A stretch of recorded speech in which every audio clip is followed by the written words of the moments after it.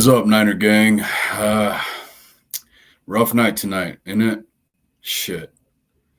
That was embarrassing, man. Pretty ridiculous stuff. Real quick before we get started too far into this, please, if you're watching this especially and you're not subscribed already, please like this video and please subscribe. Please add some comments. Let me know what you guys think about this embarrassing loss, man.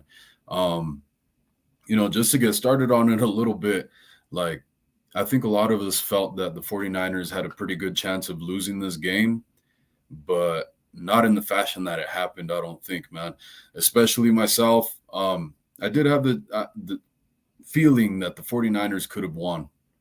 And really, they should have they had a better chance of what they gave themselves, man. Too many damn mistakes with what was going on today, man.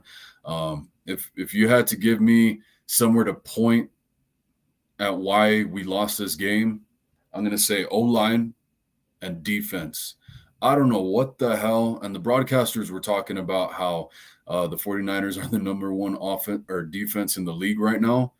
That did not look anywhere near a number one defense, man. And, a lot of people criticized the Christian McCaffrey trade, which I was all right with it after what I saw against the Falcons and just the past couple of weeks where the 49ers have been dropping passes and not being consistent from a receiving standpoint or even really a running standpoint. So I was all right with it just to help the offense out a little bit, get it a little more consistent. I felt like that was one of the little things we needed was consistency on offense. And defense has been doing really good, minus last week because we didn't have Emmanuel Mosley. And I was pretty worried once we lost Mosley, man. So I'm like, okay, we have till November 1st, the trade deadline for the 49. Well, for the whole NFL, the 49ers have the chance to go out and get a corner or a center. A lot of people want a center as well, with Jake Brendel looking as bad as he's been looking. But for me, probably the most important position that the 49ers should be seeking and should have been seeking was outside corner. With missing Mosley, like I said, it's had a huge impact on the defense that I think we all felt today. Let me know if I'm tripping, you guys. Let me know what you guys think. But that's how I've been feeling. And especially after that game, that's, that kind of stamps what the hell I've been saying about it. Macchiano says, yup, that was embarrassing, man. Hell yeah, it was. That was pretty damn ridiculous. Brian Culp says, what's up, Faithful? Not happy about the outcome. Yeah, definitely not, man. Far from it. Far from the damn happiness. Like, I thought the 49ers were going to put up way more competition than what they did today. That was pretty horrible, pretty damn pathetic what the hell was going on with the 49ers today. It's crazy last night, and I posted this on Twitter before the game. I had a dream last night that I walked up to a sports bar, and it was already like late in the game. I don't know. It was a weird dream. So I'm walking up to a sports bar. I think it's already like third quarter of the game in my dream, and I see the score, and it's already like 37 or 34-27. And that was pretty close to the score that was in the third quarter today. So that was pretty crazy. I had told my buddy about it during the game. We're watching it. He was watching the Seahawks game. And so, yeah, man, I posted that on Twitter, and that's pretty much the score that happened in the third quarter, man. It was pretty damn close. I think it was like 35-23. So 34-27 wasn't that far off. That was my dream last night. We'll see if I start having premonitions about the games, and I'll be able to tell you guys who's going to win the Super Bowl this year. And that way you guys could all put your money down on that. Brian says, at least we got Kittle a touchdown on, he's talking about National Tight Ends Day, I'm sure. Yeah, man, I've been saying this should be a coming out party for Kittle. I've been saying that in the recent history that, hey, man, Kittle's been ramping up. This should be a game where he shows who's the best tight end. And I think he showed that today, honestly. He did a lot better than Kelsey did, in my opinion. Kelsey didn't get no touchdowns. He didn't get really anything going for the Chiefs' offense. It seemed like they shut him down pretty well. But, the other tight end for the Kansas City Chiefs, I forget his name right now, number 84. He got a touchdown one-on-one against Jimmy Ward. Had a pretty pretty large step on Jimmy Ward today, man. He got burned. Jimmy Ward got burned pretty damn bad, man. So two tight ends get touchdowns today on National Tight Ends Day. Um, it seemed like there was a focus on getting Kittle the ball today and trying to make something out of National Tight Ends Day, not letting him get embarrassed. But that might have overshadowed the rest of the offense and what we really should have been aiming for. So pretty ridiculous. But he got a touchdown, so that's cool. We just saw Kittle get more productive in the 49ers' offense. So that's pretty badass, man. It's very promising that he's been ramping up these past few weeks. And now he's going out there and showing why he's considered one of the best tight ends in the league and that he's not washed. But CG Ruthless is in here. He says next week should be better. It better be, man. It better be. We better go into the bye week going 4-4. We lost Mosley on the defensive side, so we probably won't be hard pressing the Rams as well on defense as we had in the last game. But at least on offense, we have Christian McCaffrey and Trent Williams 1 week, added to his health. After this one, he'll have another week to recuperate and get back to game day shape a little bit. But Christian McCaffrey adding a little more to the offense. So hopefully we can score more points and put the defense in a better position against the Rams. That's an opponent that we usually size up against pretty well. So, yeah, man, we better look a lot better next week. This was fucking pathetic, man. CG Ruthless says, for some reason, we play better against the Rams. Yeah, for some weird reason. And that's, like the Rams, they tend to be like star-studded on certain points of their team, but like the rest of everybody else is like third string fill-ins. So I think that kind of plays a part in it. But at the same time, I pointed out, after we beat the Rams this season a few weeks ago, I pointed out that the Rams tend to play us a lot tougher the second time around in every regular season. So we still have to be careful with the Rams, man. Even in 2019 was a pretty damn close game. I think we won by just a field goal in the last minute or two of the game. So, that seems to be the trend. Even last year, right? We came back and Jimmy Garoppolo leads that 2-minute offense to win the game. And then, well, actually, he scores in overtime too. So, but you guys know what I mean, man. The Rams always tend to play us tough the second time around in the regular season. So we'll see how that goes. We miss a piece on defense for the 49ers, but we gain a piece on offense. So hopefully that helps balance out the game, score a lot of points, put the Rams' back against the wall. So let's see what CG has to say. He says McCaffrey should be a factor. I was impressed with his debut. Not bad for a guy who's been here over 2 days. Yeah, man. A lot of people were doubting me about whether CMC, Christian McCaffrey, would play this game. I thought he definitely would. I said, hey, man, Harbaugh and all those guys are going to be there for 2012. Kyle's kind of on the hot seat. And you get Christian McCaffrey a couple days before the game. Why not sprinkle him in with a couple plays, help out? It can be the difference against a high-scoring offense like the Chiefs. So turned out to be true, man. I told you guys, running back is a lot simpler than, when Jimmy Garoppolo got here, he got thrown in almost right away. And that's the quarterback position. That's super complicated as opposed to a running back who can come here. You tell him, hey, man, run this check down route. Just run to the left, run to the right, whatever, closer to the inside, B gap or whatever. You just tell him what gap to aim for. Take his time.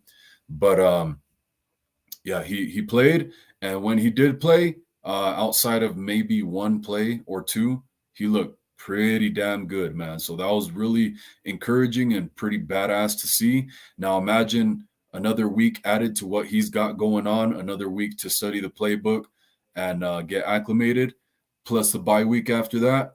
This can be really scary for a lot of teams, man. And this could be the spark to help the 49ers make that jump. And, actually, speaking of everything that's going on with the roster moves, I noticed that Ambry Thomas was in there today. and he got beat for one play, but I don't remember how long he was in there. I don't know. Let me know if you guys noticed anything about Ambry Thomas. But outside of that one play, he got beat that one play. I think Mooney Ward went back in, and that was it for Ambry Thomas. I'm not really sure. That was the only play that I noticed that he was in. I haven't gone back and gotten to watch anything more. CG says Rams won't be like KC. Yeah, I don't think so, man. They don't have a whole bunch of receivers to choose from in their repertoire. They got Matthew Stafford, Cooper Kupp, and they want to say they got that Ben Skoranek guy, but I don't know who the hell they think he is. They're like, oh, he blocked, he pancaked the blocker and then made a catch on one play. Okay, cool, that's cute. Like I said before, Jimmy Garoppolo, I've seen him pancake defensive ends as well, so I'm not impressed. He blindsided the guy. Brian says CMC will be great moving forward. Yeah, man. That's what I'm saying. Like, it's very promising to see him here for 2 days, not even a full 2 days, really, like a day and a half. And he shows all the promising things that he's doing already. I can't wait to see when he gets acclimated in the offense, what the hell he's going to bring to the table, man. Should be pretty badass. Hopefully he stays healthy. Stafford doesn't throw quick. His decision making is terrible. Yeah, man. He's I don't know if I want to completely compare him, but he's kind of like a Jimmy Garoppolo that can throw deep in a way. And I guess we could talk about Garoppolo a little bit. And I love that Stafford, he tends to give us like one throwaway interception. He throws the ball away a lot to us. So that's pretty good. He didn't do it in the last game. So I was surprised to see with the deep shot, but he did give that pick six screen to Hufanga. So that was pretty badass. We still got 6 points off of it. So that was dope. Hopefully he does more of that coming into the future, coming into these into this next game. But when it comes to Garoppolo, man, to get on Garoppolo, I thought he did pretty good with a couple mistakes, man. He made a few mistakes today that were pretty bad, like, throws an interception in the red zone when we could have gotten 3 points before the half. So critical stuff like that, dumb mistakes, it's not good to see, especially when you see on the replay that Jeff Wilson Jr. is wide open for a touchdown. All Jimmy has to do is check it down real quick. But the thing is, man, like I said in the beginning of this video, I think O-line has huge blame in this game, man. They gave Garoppolo almost no time. And even when he did have time, he had super happy feet, man. He wanted to get rid of the ball quick because he was getting hit left and right. He was getting pressured left and right. And so even when he did have time in the pocket, he did not seem comfortable at all. Here, let me see if I can lift this seat a little bit. There we go. I think that's a little bit better. Let me know what you guys think, though, man, because the offensive line looked pretty terrible. And that's, pretty crazy for Trent Williams to be included in that criticism. So that was pretty crazy for me to see, especially on that safety that happened. That's another mistake by Garoppolo. Get rid of the ball, man. But, hey, man, the offensive line was not helping the run game. It wasn't helping the pass game. It's like we couldn't get shit going on either side of the coin as far as pass or run because the O-line was not doing its job at all whatsoever. But outside of a few mistakes, Garoppolo played pretty good, man. If he had more time in the pocket, less pressure, I think he would have done a lot better for us. But we're going to have to see. Hopefully Trent Williams coming into this week, I'm pretty confident he's going to look better, especially when he is receiving criticism from this game. So I think he's going to have more of a chip on his shoulder. CG says outside of Cooper Kupp, they got Van Jefferson and Tyler Higbee. That's it. Yeah. And they got Ben Skoranek, they want to say. I don't know who the hell they think that guy is. But yeah, pretty much, man. I'm not feeling threatened by the Rams, but I do want to talk more about like, I know everybody wants to at least go, after this bullshit ass loss we just took, everybody wants to be like, okay, well, let's win against the Rams. And I appreciate that, man. But I feel like we have to lean more towards what just fucking happened today. We one of the things I wanted to talk about was like DeMeco Ryans, man. It's pretty horrible. Like Andy Reid seemed pretty comfortable with calling plays where like Patrick Mahomes didn't have to do anything miraculous. It seemed like Andy Reid had dialed up the plays perfectly to sit in the specific zones and get the 49ers defense caught up in specific spots to where they were getting a lot of blown coverages to add to it. And all what's his name, Patrick Mahomes had to do was make easy throws. I mean, he wasn't doing anything miraculous. So I mean, that's kind of promising in a way. And if it's not to get too ahead of ourselves, but let's say the 49ers do face the Chiefs in the Super Bowl, then hopefully DeMeco Ryans fixes that stuff in film review and just gets all that shit cleaned up, man. But everybody thinks that DeMeco Ryans is going to be gone next year. And I'm not so sure, man. If he continues to go like this, which it's one game, so we can't hound him too much about it. But if he has more games like this, man, it's gonna be rough, and I think he's gonna stay. So we're gonna have to see how that plays out. But Shifty says, Jimmy, awful interception, defense, absolute garbage, no discipline with penalties. Tough loss. Let's move on to the Rams. Hey, man, I feel the let's move on mentality. I understand it completely. I just feel like we have to admit where the hell the 49ers are going wrong. That's what we're here for. And also, let's get some stuff off our chest, too. Shit, this is 49ers therapy. I'm going to throw the link in the description or in the comments as well if anybody would like to call in. If you guys want to call in, let me know. I'm going to wait a little bit, but you know what? I'll just throw the link in the comments right now. Let me know what you guys think, man. Get it off your chest. I'm throwing the link in the comments right now to call in live. You guys let me know. You guys call in and let me know what you guys think of what happened today, man. But yeah, like Shifty says, awful interception, man. We could have gone up 16-14 at that point with a little bit of momentum. To begin with, the 49ers had a 10-0 lead. So it's pretty damn ridiculous that you give up, again, man, just like the Super Bowl, 10-point lead. You give up a 10-point lead to the damn Chiefs, man.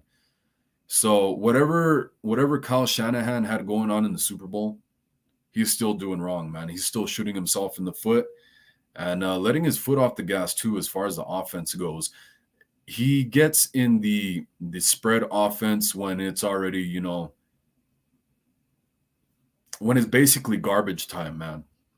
And I felt like we could have stuck to the run game a little more to begin with and not let that score get out of hand too much. But, you got stuff like on special teams where I'm glad they made the adjustment, but it seems like week in and week out, when we do kickoffs, the other teams tend to have very good luck returning at least one or two returns.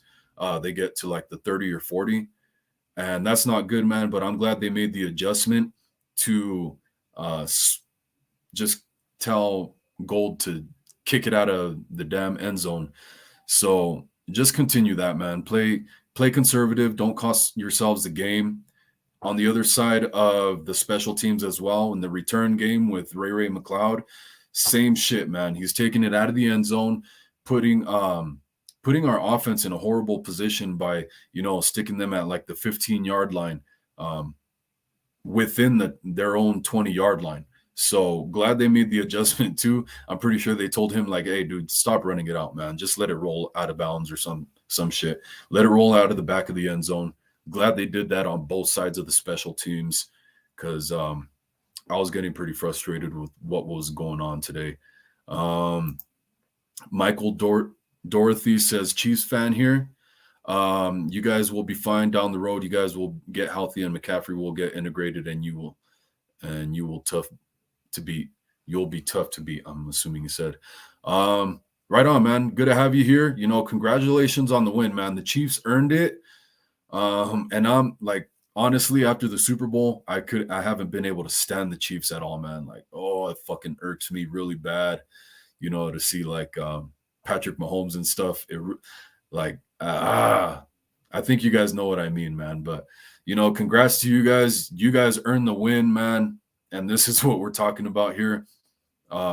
He says we'll be fine down the road. We'll get healthy and have McCaffrey. See, that's the thing. We're supposed to be pretty healthy. Now, I know that the 49ers, they rushed a lot of the guys back from injury to play in this game, including Charvarius Ward, which he did not look very great today. But I think he was really pushing himself to play because of, getting back at the Chiefs for not paying him. So I know that he wanted to play pretty bad, and he looked like he had lost a step. Now, his injury was a groin strain, so that would make sense that he wasn't as quick as usual. But overall, the team was pretty healthy. Most of our starters were there outside of Trey Lance and Emmanuel Mosley.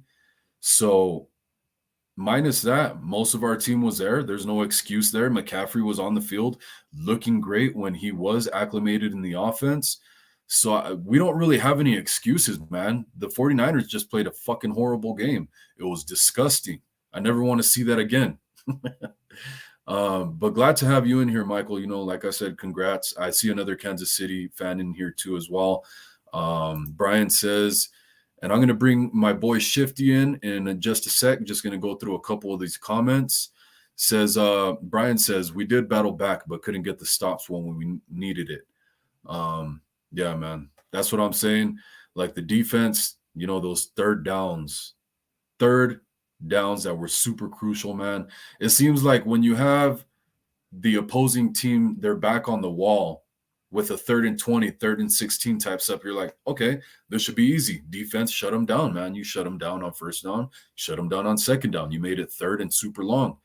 And then you let them get a first down and even a touchdown on a 3rd and long, man. What the hell is going on, dude?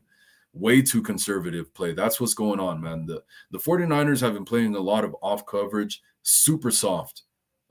Seems like in those, I know it's super aggressive, but in the first couple weeks, DeMeco Ryans was having success with pressuring at specific times, and it seems like he's not dialing it up in the right times anymore. So I want to know what the hell's going on there, if he's just scared of Mahomes or what the hell. But Maclano, yeah, okay, sorry. Jeff Wilson still waving his arms open at Jittery. he's like a wacky waving inflatable arm flailing tube man, huh? Those guys are the wavy, big inflatable guys. But I see Shifty. I'm gonna bring Shifty up right now. You ready, bro? All right, let's go. Yo. Oh, that's a little loud. How you doing, man? I'm good, buddy. I am good. I mean, bummer about today, obviously. I was kind of hearing what you were saying, and makes a lot of sense, man. It's a lot of things that were just really, really frustrating to watch in the game. I mean, I don't know about you, but I went into this game thinking, look, we're probably not going to win. I think what kind of like bummed me out was the fact that we had opportunities to potentially go ahead and win the game, and we just didn't take them. Either, I don't think this game was on Garoppolo, but the interception was, there's no excuse for that. You can't throw that. Even if you take the sack, if we kick a field goal, we maybe go into half with the lead. But to me, like the problem, it was just the defense, man. The defense was so bad. And I think, you just before you brought me on, you made a great point that I felt like DeMeco, so against the Panthers, in some of the games this year, when it felt like we weren't getting pressure with 4 guys, we would blitz. Like you'd see corner blitzes, linebacker blitzes, a lot of safety blitzes. We didn't see that today. And you know what? I wonder if it's comes down to, number one, that because Mosley ain't out there, we don't trust Lenore or Ambry Thomas out there. But number two, he also knows that Charvarius Ward isn't 100%, So it's maybe he's thinking, man, I don't know if, a part of me thinks, well, if your cornerbacks, if it's not what you like, let's say if your cornerbacks aren't as good as what you think they are, maybe you should blitz so the quarterback has to hurry up. Yeah, exactly. The other thing is maybe he just doesn't trust those guys in one-on-one coverage. So he's thinking, no, we got to bring the safeties back, bring the linebackers back. But overall, it was just like a tough, because look, I knew that Kansas City would put up points, but it just seemed like the defense rolled over. Maybe it's just me, but I just felt like we just whatever Kansas City wanted to do, we let them do it. Like there's that saying that you hear, it's like take what the defense gives you. Yeah. You hear that a lot. And it's like, I felt like we gave them whatever the hell they wanted. Oh, you want to throw it 50 yards down the field on 3rd and 11? Yeah, go ahead. 3rd and 20. You want to screen pass? Don't Against mind if I do. Exactly. Don't mind. I'll be happy to take that. Like, as you said, the 3rd and 20 play, it felt like when that specific play happened, it felt like initially that the 49ers actually read the play pretty well, because Bosa kind of was going to go and then he stopped for a second. He's like, oh, it's going to be a screen. Yeah. And I was thinking, okay, maybe they'll get 5-10 yards. Maybe they'll kick a field goal. All of a sudden, Jerick McKinnon's run 30 yards down the field. The third and, it was 3rd and 11. And this is the play that really bugs me. 3rd and 11, 4th quarter, 14 minutes left in the game. We're down by 5. It's 28-13. We just hit a touchdown to Kittle. So game on. 3rd and 11. Bosa got a sack a couple of plays earlier. And then Mahomes just 50 yards, bam. Okay, well, defense gives up. And it's like, what in the world? Complete deflation, man. Yeah, it really was. And I think the defense were like, man, we just can't stop this guy. And I think it came down to it in the 4th quarter that I don't think D'Amico was like, oh, game. But I just think the defensive players felt like we can't stop this guy. We can't stop this offense. And that's what happened. We couldn't stop them. They put up 44 points, Yeah, exactly. See, I'm going to give the Chiefs, and like I said, man, after that Super Bowl, I can't stand seeing the side of the Chiefs, man. But I'm going to give them a little bit of a compliment here, man, because, a lot of people were like, oh, we're going to have to see how big of a step back the Chiefs take with losing, what's his damn name? Why am I forgetting it right now? The Cheetah. Tyreek Hill. Yeah. And it seems like with losing him, the Kansas City Chiefs' offense has become a lot more balanced. If you would have asked anybody coming into this game, I think they would have said that if with this score, Mahomes was probably just lighting the 49ers up with his arm. Now, he did a little bit, but like I said, it was more of receivers and Andy Reid scheming up for receivers to be open in certain zones because the 49ers were playing zone, right, most of the time. But a lot of those touchdowns were coming off run plays. And actually, 2 of them were the same play, just in reverse to McCole Hardman. So, kudos to the Kansas City Chiefs. Your guys' offense is a lot more balanced than when we saw you guys last time in the Super Bowl. So you guys have that to work off of. Congratulations. But shit, man. For the 49ers, this is pretty bad. It looks pretty damn bad. And I've been saying all week, man, since the McCaffrey trade, what have I been saying about what position we should go for? Outside corner, man. If you're not that confident, I mean, they don't have any confidence in Ambry Thomas at all whatsoever, it seems like. He was pretty lucky to see any field time today. But Mooney Ward just strained his groin. You had Mosley go down for the season. Get a damn corner. Ever since we lost Mosley, man, this defense has just completely deflated. I don't know what the hell is going on, man. I agree 100%. And here's the thing too, that and this is me taking out the 2 points for the safety. This is me taking out the 7 points for the Jeff Wilson Jr. fumble that got returned for a touchdown. But the last 2 games, the defense has given up 32 points per game. 32 points. Now, look, I that's not good whatever way you chalk it up. You know what I mean? And look, of course, especially last week, a ton of guys out. So that's somewhat understandable. This week, you could say, well, it's against the Chiefs. But, man, like this 49ers defense was in the conversation just a week or 2 ago. Was in the conversation with the Bills as maybe the best defense in the NFL. The Bills held this Chiefs team to 20 points. We just gave up 42.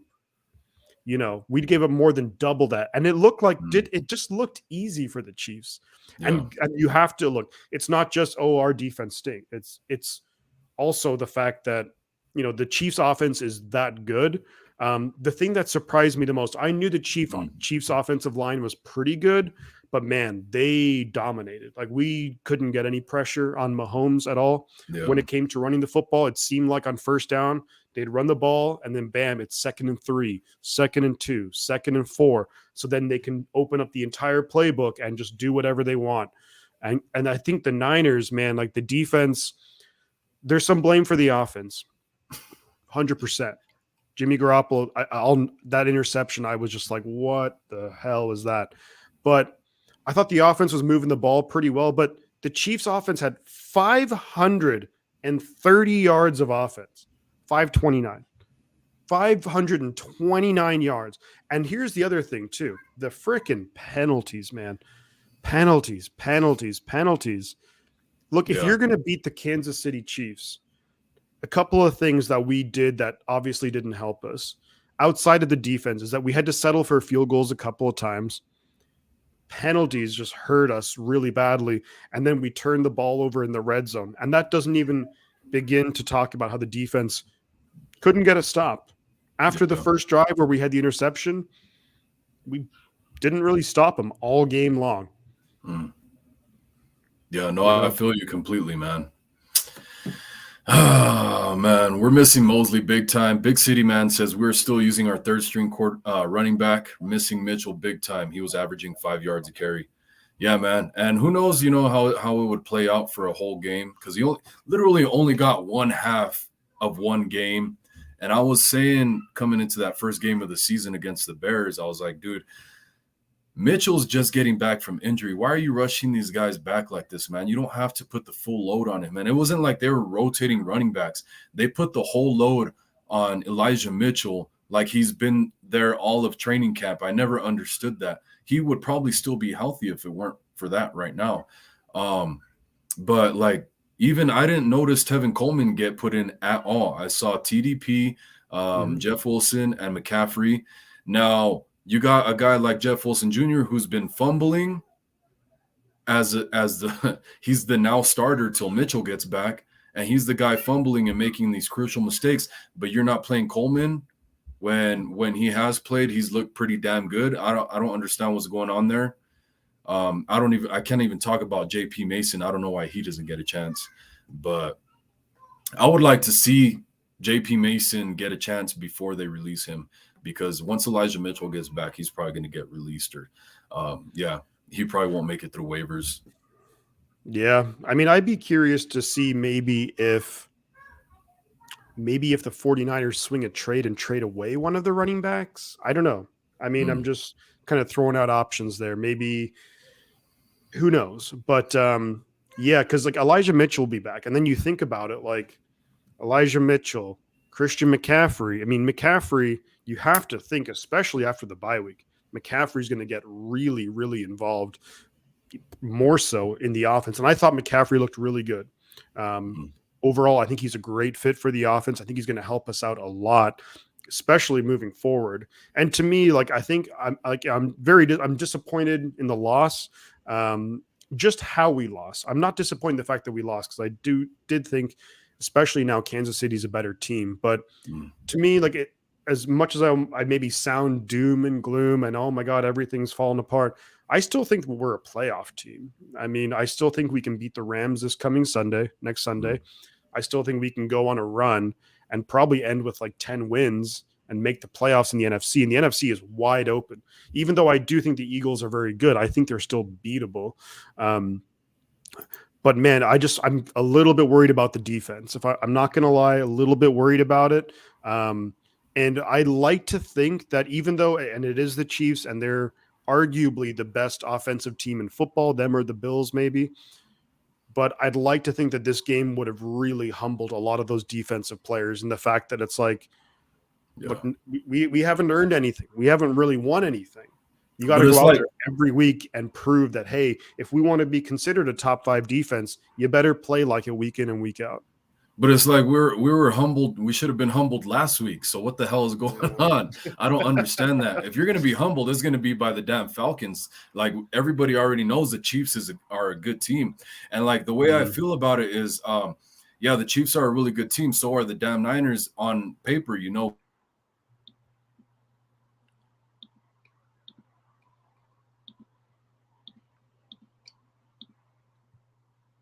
I don't know. Can you guys hear me or? What's up, Shifty? Yo, John Jay. I think Wolfgang, maybe the internet went out or something. Mm-hmm. Nice to see you again, Shifty. I guess we can always talk, John. Yeah, it's great to see you again, man. You too, bud. Yeah. Well, as time moves on, we all start to calm down a little bit as we get our frustrations out. But it happens in the NFL. And it's just one game. And at the end of the day, I think that for me, I expected the 49ers I didn't expect them to win this game. I guess what's frustrating is the fact that I feel like we had opportunities to really, take control of the game. But also I just think that the defense was so disappointing, man. It felt like they kind of gave up. Mm-hmm.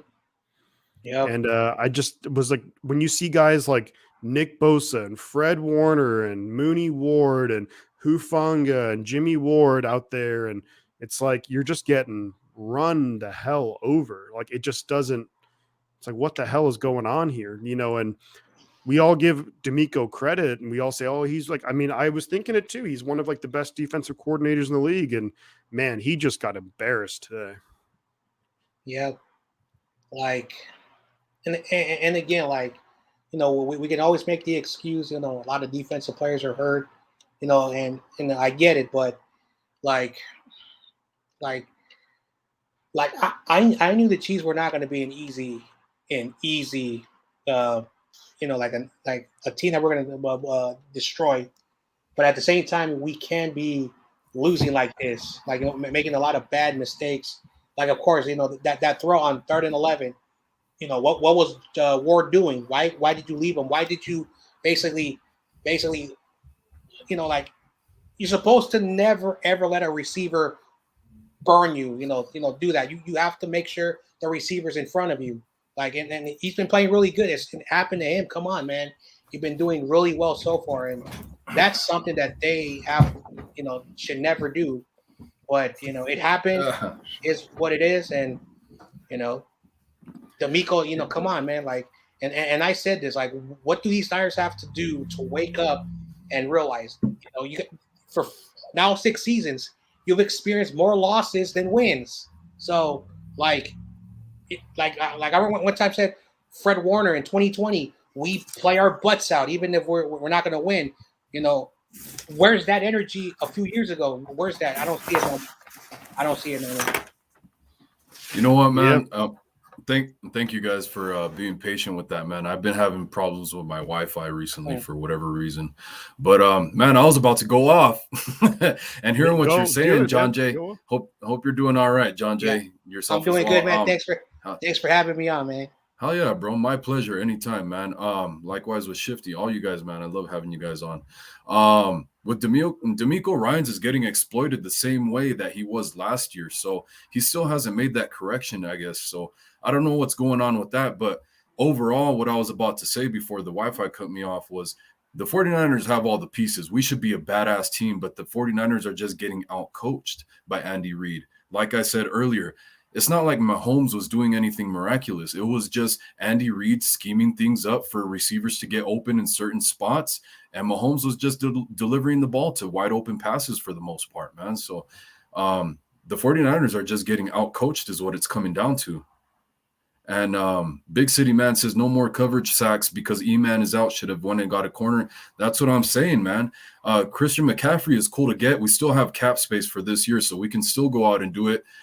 I would love to see that. We got a guy like I don't know what his cap hit is for this year. I forget. I think I forget what it is. But William Jackson III from the Washington Commanders was pretty much opting out, wanting to get traded out of there. And so he could go to a winning team. He has a pretty big contract, but if the 49ers can renegotiate, and I'm still curious to see what happens with the renegotiation of McCaffrey's deal. I think the 49ers should try and do that, as well as with if they go out and get a guy like William Jackson III, who's really good, but he has like a $40 million contract. Mm-hmm. Yeah, I've heard. Well, I heard with him that not only does he want to go to a winning team, which we're no longer a winning team. We're 3-4. Yeah. For But now. For I now. think, I think his thing too was he considers himself much more of a man-to-man guy, and we run a lot of zone, and I think Yeah. Washington does too. Then also there's the issue with his contract. He's a great player. I think he's a very good player, and he'd help us out a lot. But I don't know if we would be the destination for him. I think Yeah. he's probably, if he could choose, I guess I would bet he's probably thinking more. You know who he's thinking of? The Kansas Bills. City. Yeah. Kansas City, Bills. He's probably thinking that. So, but I don't know what their cap situation is. I haven't looked into that, but they definitely did. They didn't even want to pay Charvarius Ward, and I think he's making a fraction of what William Jackson III is. Yeah, true. And it's just frustrating, man. Because as you said, like on paper, and you look on paper, you're like, oh my god, good player, very good player, very good player, all pro, and we're just. Yeah. I mean, there's no shame in getting out coached by Andy Reid and Steve Spagnuolo. That can happen to anyone. I feel like on any given day. But last week, Arthur Smith and the Falcons just got bombarded by Cincinnati today. They lost 35-17. We have no excuse to be getting out coached by the likes of them.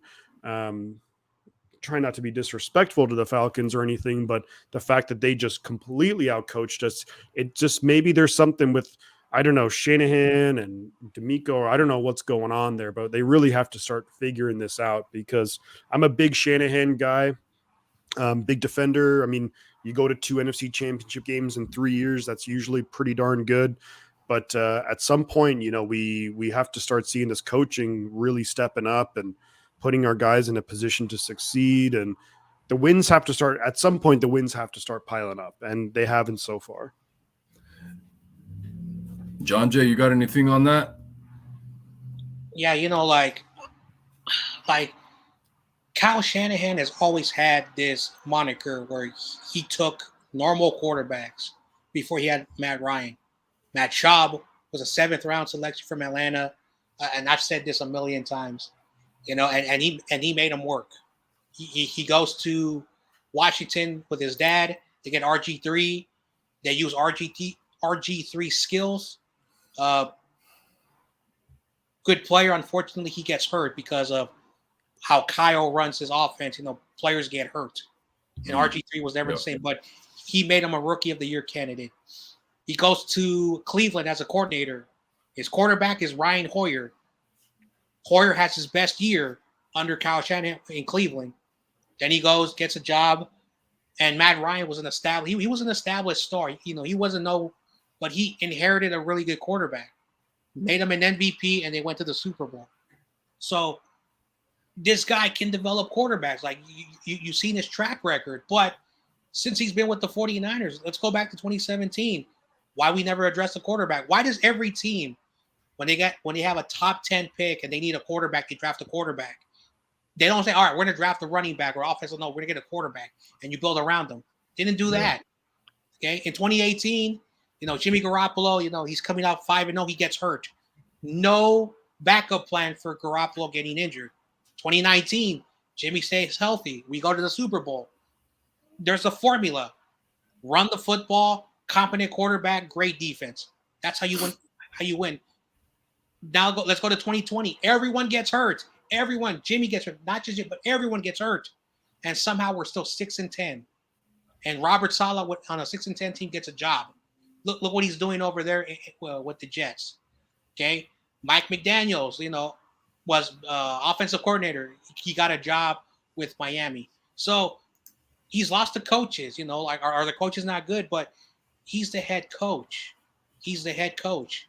And you're still under 500 in 6 seasons. He's never been over 500.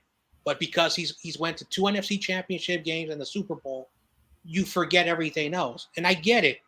You don't throw away a coach like that. You don't do that. But I talked about it on my show this week. Jason Garrett, I don't want to talk about it, but he on the Cowboys, he was sort of like Shanahan. but he had a better winning record, and they stuck around with them. A lot of 500 seasons, only 3 winning seasons, 1 losing season, yada, yada. I'm starting to feel like we are now the Cowboys. And as long as Kyle Shanahan does this, we're going to be okay with it. No, the fans are not okay with it. I'm not okay with it. So when does his leash go away? Yeah. Should he be given, like, say we go say we can't salvage the year, and we have a losing record, but he'll be back next year. Oh man. You're showing the bias of Jed York. He says, and Jed York has made it clear. Guess what? Guess who came back? Jim Harbaugh. The winningest 49ers head coach, record rise. And you gave that up because management and Harbaugh were two different personalities. So, like, I don't know anymore. Like, it's hard to talk about this team knowing what we have at quarterback, what we have as coach, what we have, and we still watch the product and we always get disappointed. So I don't know what to say no more. No, I feel you, man, completely. It's very frustrating. I would wonder if Harbaugh would want to come back. How big of a leash, like how many seasons can you go, Kyle Shanahan, with winning or losing 5 games in the beginning of the first half of the season, and then you just roll into the playoffs with momentum and you get lucky a couple times to make it to the NFC Championship and possibly blow it, or wait till you get to the Super Bowl and blow it, man. You do have a Super Bowl roster. Don't give me, like, you have no excuse whatsoever. And DeMeco Ryans, you got to help out too, man. Like, I don't know if you're going to get a head coaching gig if you put any more games like this on tape. Any more third downs like that on tape, your head coaching gig might be gone completely. Mariah, 49er Faithfully, good to see you in here. She gives waves and fist bumps, or she's punching the 49ers in the face. Hey, man, if that's what it is, I feel it completely, man. I feel the same way, like smacking Kyle Shanahan upside the head. What the hell's going on with you, bro? Carlos Luna's in here talking about some Raiders. Oh, my God. I'm not even going to go there with the conversation, man. You're not going to like me very much if I start talking about the Raiders.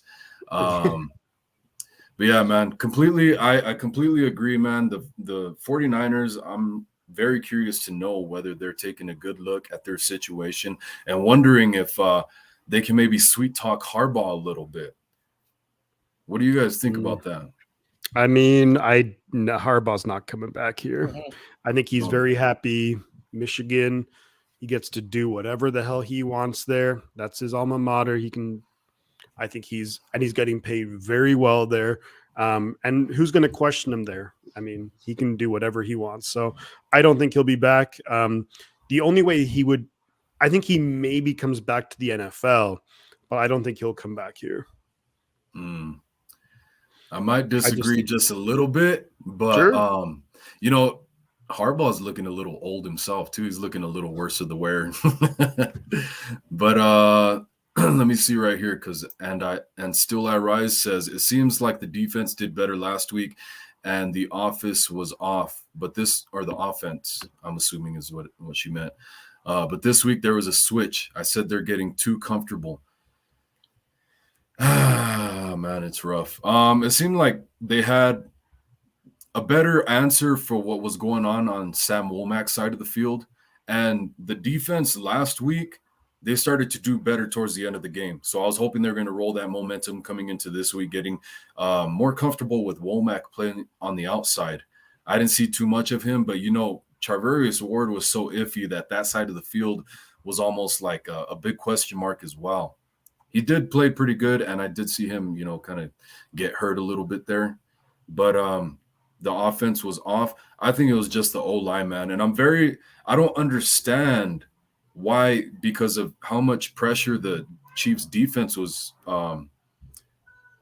causing. I don't understand why the 49ers weren't running more screens. I think I only saw one screen the whole game, if that. You got McCaffrey to utilize as an offensive weapon.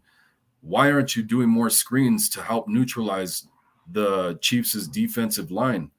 Take the foot off the pedal a little bit, get them gassed a little bit. I don't understand. Yeah, I agree about that completely.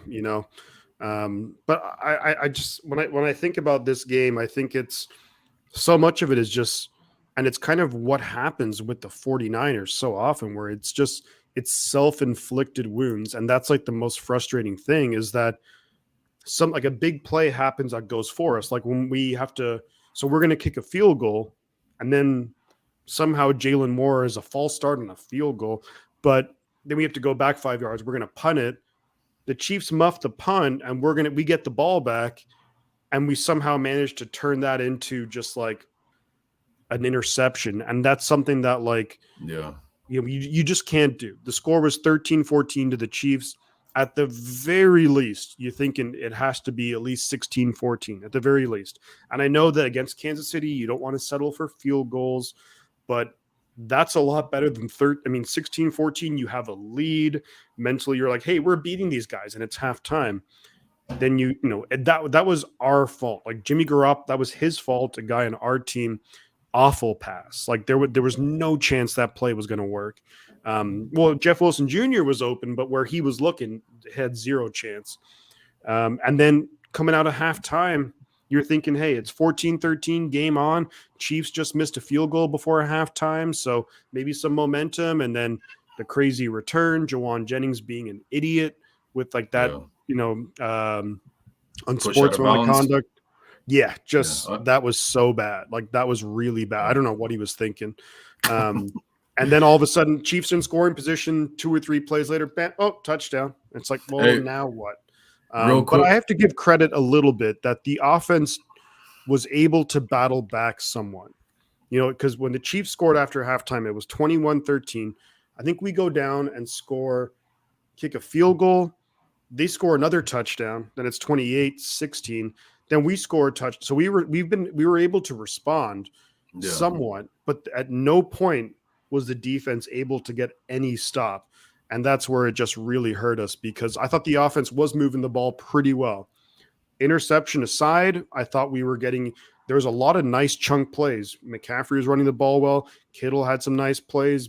Ayuk, Deebo, not so much, but I thought overall we were moving the ball well. I had confidence in the offense to be able to put up points, but the defense just couldn't do a damn thing. And yeah, that's the concerning thing. John Jay, you got anything on that? Yeah, like Shifty, just basically just knocked it out of the park, like everything. Like first let's talk about the interception. Like I said, they muffed the punt. Worst case scenario, if we can't get it in for a touchdown, field goal. Okay, field goal. Yeah. It would have been 16-14 entering the half. The Chiefs would have still had the ball. I think they came out and scored, but it would have been as bad as it was. So then, say somehow we stopped them 3-and-out, get the ball, go down the field, knock another field goal in. It would have been 19-14. So there's a lot of what ifs, and I'm not a what if person. Of course, what if we would have done this? But now Shifty talks about, all right, when we go down the field, we score a touchdown. It's 28-23, and then the defense, so the offense was putting points. It's just that once you're trailing, and again, like when they show that stat, when Kyle Shanahan is losing, entering the fourth quarter by 4 or more points, he can't win. He can't win. For whatever the reason, he can't win. So he's blown at least 3 big games, the 2 Super Bowls and then the NFC Championship. He's blown. So we know what he is. Like, why can he not start to adjust? Like, what the offense that you decide? Here's a question. What do you see that your offense is so superior that you don't have to adjust? So yeah, I'm lost. So what Shifty said has a lot of sense. I think I kind of have a little bit of the same feeling as you. Like, we're kind of like at a loss for words. Like, what the hell else can you do to fix this, man? I mean, the one positive you can take is that we didn't throw to Charlie Warner in this game. Hey, but Ray McCloud and Purdy were clicking pretty well towards the end there. So there's another thing. Ray McCloud wasn't dropping a lot of passes, but That was a nice touchdown catch, actually. He made that play. I mean, Garoppolo, that throw wasn't a great throw. Like, if you look at it from Garoppolo's perspective, they showed it on one of the replays. You're like, ooh, that's a dicey throw. And then Ray made it happen. But, yeah, as long as we don't throw again to Charlie Werner, then I think we're probably pretty good. Well, that's the thing, too. Like, I've always said in the past that sometimes you just got to give your receiver a chance on a 50-50 ball. Like, there's a reason defensive players play on defense and the offensive players play on offense is usually because most of the defensive players can't catch, and a lot of times their back is to the ball anyways, and they're looking at the receiver. They're not looking at the ball for the most part usually. So more chances, and like we saw in that Kittle play, that was a 50-50 ball for the most part. Garoppolo could have thrown it a little more ahead of him, so really nice catch by Kittle. That was nice, positive. That's the kind of stuff we miss from Kittle, by the way, man. Yeah, agreed. But yeah, glad the special teams made those adjustments that they did, man. Just continue doing that, man, because sure, like out of all the returns that Ray McCloud has had, it seems like he's only broken off one for a good chunk of like 40-50 yards, right? Last week, I think it was. It was last week return, against the Falcons, right? Outside of that, it seems like he keeps getting our offense pinned within the 20. Yeah. So I don't know if the coach told him or if Ray was just like fed up with himself and was like, hey, I can't keep putting this on tape. I'm gonna just let it roll into the end zone, because he's putting our offense to begin with in a really bad position, man. So stuff like that is gonna have to start with stuff like that, and as well as on the kickoff side of things, I was glad that they just started kicking it out of the end zone and not letting the other team, because I understand, like I do this in Madden as well. I'm like, okay, I'm going to kick it inside the field so I have a chance to go and crack this guy and make him fumble. Yeah, well, the 49ers have not shown on special teams that they can execute like that, even pinning guys within the 20 as well. So just play it safe, man, and don't shoot yourself in the foot worse than the offense and defense are already doing. And it seems like once the game starts to get out of control, it sort of spirals really bad really quickly as well, man. Yeah, I agree 100% too, man. Like the special teams, whenever I always get nervous whenever they kick it off, and if I see the other team's going to return it, I'm like, oh, please God, just get them down. Right. I'll take it by the 30 or like just even there. I'll be happy. And it's weird because I really thought that our special teams would have been a bit of a strength this year. Not like the Tony Montana squad from like the 2012 team that was in attendance today, but you think about Oren Burks, George Odom, Ray McCloud. Like we went out and got 3 guys specifically for special teams, and we get a new special teams coordinator, and we're probably looking worse. I mean, the amount of field goal blocks and kick returns and all that, we're not looking good at all. And we haven't had any big returns except for one nice return that Ray had against the Falcons, a punt return. But yeah, that's something that's like a little bit underrated that is really disappointing, because I thought that part of the game would be much improved, considering that we, again, targeted specific players for that role. And they just really, like, what's George Odom done or Oren Burks on special teams? You know, back in the day, we used to see CJ Spillman and we used to see all these other guys make some big plays on special teams. Him, it's like, we got lucky with the fumble. That was because the Chiefs guy, coughed it up. It wasn't like a great play necessarily by one of our guys. But yeah, that and the penalties are it's just difficult. It's hard to win games against good teams when you do that. Yeah, I mean, way to be there to pick up that muffed punt, man. But yeah, you're right. Like I said, and one thing is like Danny Gray, I only saw him get one shot. So I didn't really see him in the offense other than that. He got that one shot, he didn't catch it. And then like I'm pretty curious to see what he could do in the return game. I would love to see him try it and not get hurt, because it would be nice to take more shots throughout the season to him. But I don't understand why they didn't go back to that and why they don't try him as a return guy. He's faster than Ray McCloud. That's not in question at all. So he can shoot through these gaps at a quicker speed. Jay Realistic says, sorry, go ahead. No, you're good. No, I was saying I agree completely. Okay, cool. Jay Realistic says D'Amico play calling was garbage. O-line didn't come through, and Kyle didn't adjust in the game. Great coaches adjust bad. Adjust. Bad coaches don't. Yeah, man. At this point, like, geez, man, with 10-point leads consistently, Kyle Shanahan is showing us over and over again that he's incompetent to make adjustments, man. Like I've said it before, like I know it's just Madden, but there's a lot of realism to it and managing a game and all that type of stuff where I'll even be getting blown out sometimes 14, 21-0. And these are only 5-minute quarters. And, you can analyze what the hell the opposing person is doing and be like, oh, he's leaving this open. He's playing this aggressively, but not this, a lot of people, they're like, oh, you're the 49ers. You have Jimmy Garoppolo. I'm going to play cover 2 because you're going to just throw everything short and down the middle. So I'll test them over to the top and spread them out and throw screens and stuff like that. So I don't know. I'm not seeing it from Kyle Shanahan. Like I said, if he would have adjusted, I think we would have seen a lot more screens. We've been seeing the receiver screens a lot these past couple of weeks.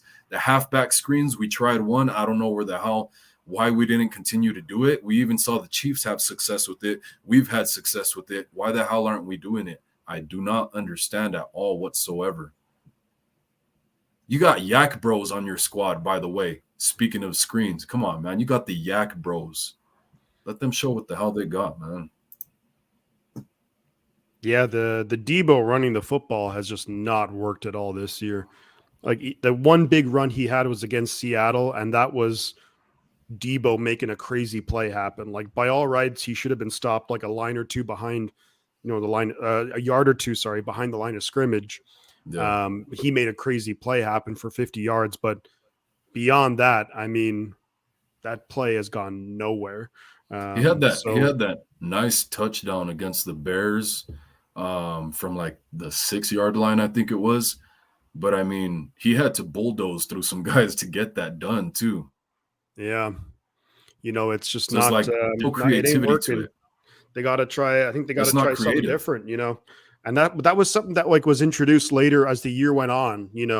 Last season, like the first half of last season, all the way up through like we were 3-5. Like we didn't see that very often. We saw it a couple times sprinkled in here and there, but that was something that was introduced. And I'm wondering if during the bye week after the Rams game, if we do try and bring just another, thing to the offense where it's something that people are like, whoa, we haven't seen that before. How do we stop that?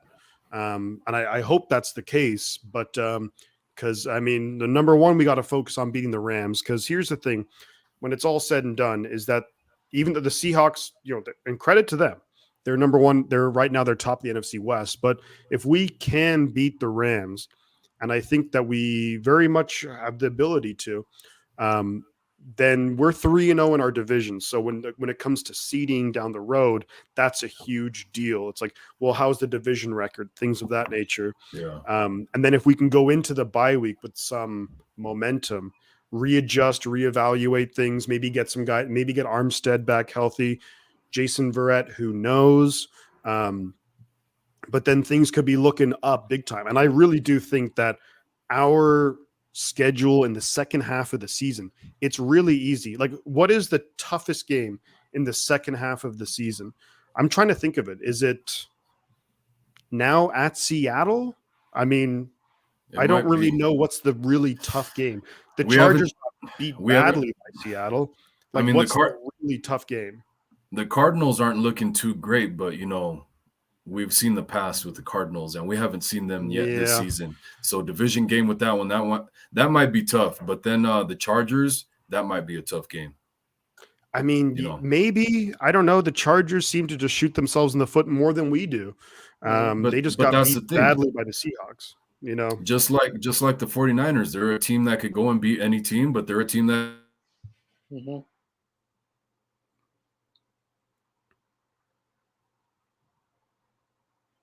I think you may have frozen again, Wolfcast. Yeah. But John, I think I'm gonna jump in. So we got the Rams. History says we own them. But again, we just can't, come in and say, all right, we're going to beat them, because if we played, like that, and remember, Matthew Stafford, Cooper Kupp, they can eat us up, so we got to not just so we have to, the Niners do have to take this game serious. So, but I still feel that we're going to win. Now, the Chargers, they've lost to some bad teams, but they've also had some, good wins. The Seahawks, I don't know what's wrong. I don't know, maybe the Seahawks somehow, it's Pete Carroll. Maybe he knows what he's doing. But after the Chargers, we have a bye. I think we have a bye. After the Rams, we have the bye.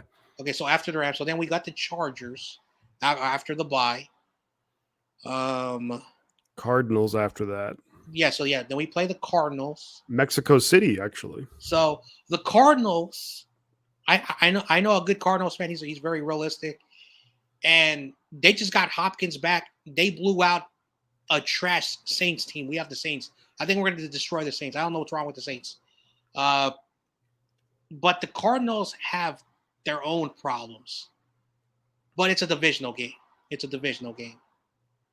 All right. So then after we play the Cardinals, I think we'll beat the Saints. I think we got Miami. Tampa Bay look awful. Tampa Bay, they're not a good team. I said they're not a good team no more. No one believed me. So Tom Brady does not have the zip. I was watching him throw the football today. He does not have the strength of throwing the football anymore. I think he started to digress. He's getting hit more. The offensive line is not what it was in 2020. They've lost a lot of defensive players. So we'll see how the Seahawks are once we go through that stretch. After the Seahawks, then we got the Commanders, the Raiders, and then we finish off with the Cardinals.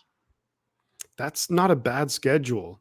And most of those games are either at home, or else you think Mexico City, that's going to be basically a Niners home game, right? Like there's more Niner fans, I would think, in Mexico City than there are Cardinal fans. So the Niner fans will probably outnumber them. Then you look at the Raiders game in Las Vegas, New Year's Day. Niner fans are going to travel for that one. The one real road game that we have is going to be at the Seahawks, and that's a tough one because Seahawks are playing good football, and that stadium on Thursday night too. So short week, we have to travel up to Seattle, but a lot of the other games are at home. When I look at the second half of the season, there's no Kansas City, but then again, we've lost to some pretty bad teams too. So we can't be expecting any game this year to walk in and be like, oh, we got this. Yeah, and that's true. Like, everyone was confident that we're going to beat the Bears. That didn't happen. We were supposed to beat the Broncos, and it was the weirdest 11-10 loss. The weirdest 11-10 because the Broncos look horrible. They got lucky at the final drive when Russell Wilson, was good for that only drive. We were supposed to beat the Falcons, and I knew we were going to lose to the Chiefs, but I did not know I didn't know we were going to lose to them this awful. Like, I mean, we can brag, and talk crap about Jimmy Garoppolo. He deserves it. But how does Trent Williams, a Pro Bowler, miss back-to-back plays, and on the second play, he doesn't read his assignment? Mike McGlinchey, let's talk about him. So, and the only good player on the field was the guy we picked up less than 48 hours ago. Who would have thought? Who would have thunk it? I thought Kittle was pretty good today. Yeah, so, man. Luckily, I think for the most part, like all the receivers, all the offensive weapons did pretty good. Even Jeff Wilson Jr., I saw one where it looked like he almost fumbled, so I got a little worried there. I was like, dude, are you fucking serious? After what you've been putting on tape the past couple weeks and the position you're putting our offense in, you're going to have an almost fumble? How dare you even have an almost fumble?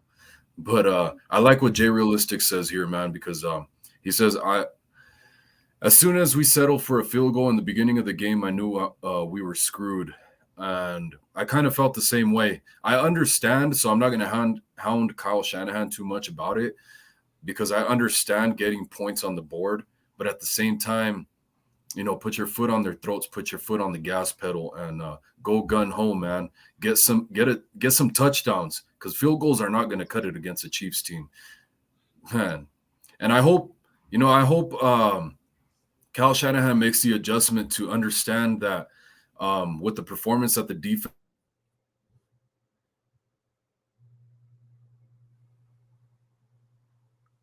Oh, I think we got another stoppage. Mm-hmm. Yeah. But I'll kind of take off where Wolfcast is going with it. That it's one of those things where, like, I understand what Jay Realistic is saying, that, like, oh, you settle for the field goal at the beginning of the game, that's when we were screwed. But to me, also, it comes down to the fact that, and I think Kyle Shanahan had some faith in the defense. And look, we kicked the field goal to start the game. We're up 3-0. And then immediately he was kind of proven right, because we get an interception. Then we score a touchdown. So, hey, it's like all of a sudden, bam, we're 10-0 up against the Chiefs. But from that point on, I think Kyle Shanahan expected the defense to do freaking anything. Couldn't do a damn thing, So, and I think Kyle Shanahan had a lot more faith, whether it's in DeMeco, whether it's in the defensive game plan, the defensive players, and it's one of those, it just makes it really difficult when, if you have one entire side of the ball which can't do anything, which the defense didn't do, and that's like the tough part. Because I was thinking, with Bosa coming back, oh, Charvarius Ward's playing, oh, Jimmy Ward's going to be out there. I was thinking, we have our defensive captains, Fred Warner, Jimmy Ward, Nick Bosa. They're not going to let us get run over. These are three captains here on the defensive side of the ball. And the team just looked like trash. The defense looked like garbage. And the Chiefs will do that to some teams, but every single drive, the Chiefs, whatever they wanted, they had it, I know. And I've seen this before. Like one great example of last year, and I cannot believe I'm going to say this, but Jimmy Garoppolo in week 4, we're playing the Seahawks. Jimmy Garoppolo is 6 for 6 for 72 yards and a touchdown to Ross Dwelly. Boom, everything's going well. And then Jimmy Garoppolo, hurts his, calf. He plays through it. But then a lot of mistakes, a lot of problems, yada, yada. This reminded me like that. We came out strong. We got an interception. Then the Chiefs adjusted because, again, I forgot who said this, but I heard this a few years ago on the Fox Sports channel, and a quarterback, I forgot who he was, but was saying, when you're up by 10, the coaches still are hitting the gas, when it comes to scoring. But when you are trailing, everything changes, because now you have to pass more, you have to stretch the field more, you have to start doing certain things. The defense starts to relax a little bit. So the point that this quarterback, I forgot who he was, but he made a really good point. The Chiefs had to change everything up. So what did they start to do? They let Mahomes be Mahomes. And they got the touchdown. They started to settle down. Their defense they adjusted. On the other side of the field, Kyle Shanahan is still going through the plays. He's not adjusting nothing, still doing the same thing. DeMeco, I don't know if he learned from Kyle, doesn't adjust. But there was no adjustments. You could tell. And then the game changed. And it wasn't the same anymore. So, we have to start to, realize that, Kyle, do you feel that your offense is so good that you don't have to change nothing up? Or are you going to blame your players? Because, he can say, oh, yeah, Jimmy, he can say, Jimmy sucks, so I'm going to blame him because, anyone can do really well. But Kyle doesn't want to take no accountability. He says, oh, I should have put Jimmy and my players at the right situation. He doesn't do that. I have a great because I want to talk about what Chris H is saying here real quick. And we brought David into the live stream. So welcome, David. Good to What's see you, going buddy. on, buddy? Yo, Good to see you, David. bro. Chris H had a good comment that can't trade field goals for touchdowns. Jimmy G ain't even in the same universe as Mahomes. See, here's the thing, man. And we're talking about, overall, our coaching staff got out coached because we have all the weapons to take care of what we need to take care of. It's just, can the coaches get the players in the right position to be successful? And I felt, like I said earlier, Mahomes was getting all these gimme wide open receivers, and Kyle Shanahan used to be that guy. He was this quote unquote offensive genius. I haven't seen it. First of all, genius is a huge word to use for football coaches, man. You got people that have photographic memories and stuff like that, and you guys are calling these football coaches geniuses. It's not that hard. It's not that difficult. It's a couple X's and O's. So relax. But I just haven't seen it from Kyle Shanahan, him scheming these guys open that everybody's always talked about, that he schemes these wide receivers wide open. And Andy Reid was doing that today. So I would, Jimmy Garoppolo isn't Patrick Mahomes, but he's not no chump either. He can deliver it to where if, not always if a receiver's open, he's going to hit him, but he can still deliver the damn ball. Let me get this comment out of the way so we can see David's face. What's up, bro? How's it going? Shit. Could be better, definitely. But it definitely could be better. I gotta put the depression hood on here because we lost. So there we go. I am Cornholio. For my bunghole. So, David, I'm going to let you do your thing. I'm going to peace on out of here, guys. All right. But pleasure having me. Thank you for having me on, man. I really appreciate it. Super awesome talking football with you. David, John Jay, you guys, do your thing tonight. Subscribe to all the channels. Really subscribe to all the channels. Everybody it really helps us out as content creators for exposure and whatnot. Like the stream as well. Wolf here is putting on a great show. So I'm going to peace on out of here. Right. I'll be watching, and then I'll let you guys have a good night. All right, brother. Always a pleasure, man. Right. Take it easy, Shifty. See you later. All right, guys. Yeah, but what I saw today was just straight up unacceptable. Yeah. Our defense was getting beat, but it was like very quick, very, they were gashing us. And it's almost like, Ward, Mooney Ward playing hurt. He was out there, but he wasn't the same guy. So, I honestly hope that they, take one that they either take him out next week or he's healthier next week, one of the two. But either way, do what's best for him moving forward. We do have a bye week coming up after the Rams game. And, I honestly think we could tough that game out without him if we have to. If he played this game, I think he's going to be fine and even better for next week, and then get to rest during the bye week. Yeah, I hope so. He didn't quite look the same. No, not, yeah. He was playing off of guys. He wasn't close to them. It's almost like he was, kind of nursing the injury. Well, they've been schemed up like that all season. They haven't been playing press really at all season. We've been calling for that, man. I've been wanting to see press up, man, dude.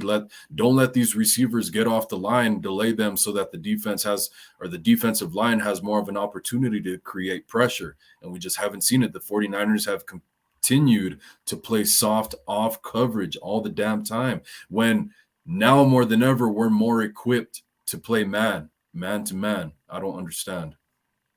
Well, and now we're not, though, because we don't have Mosley anymore. But we're getting Verrett back. Womack's not a slouch. He's not the greatest. He's a young guy, but he's going to progress. I have confidence in that guy. And the whole Lenore getting hurt too.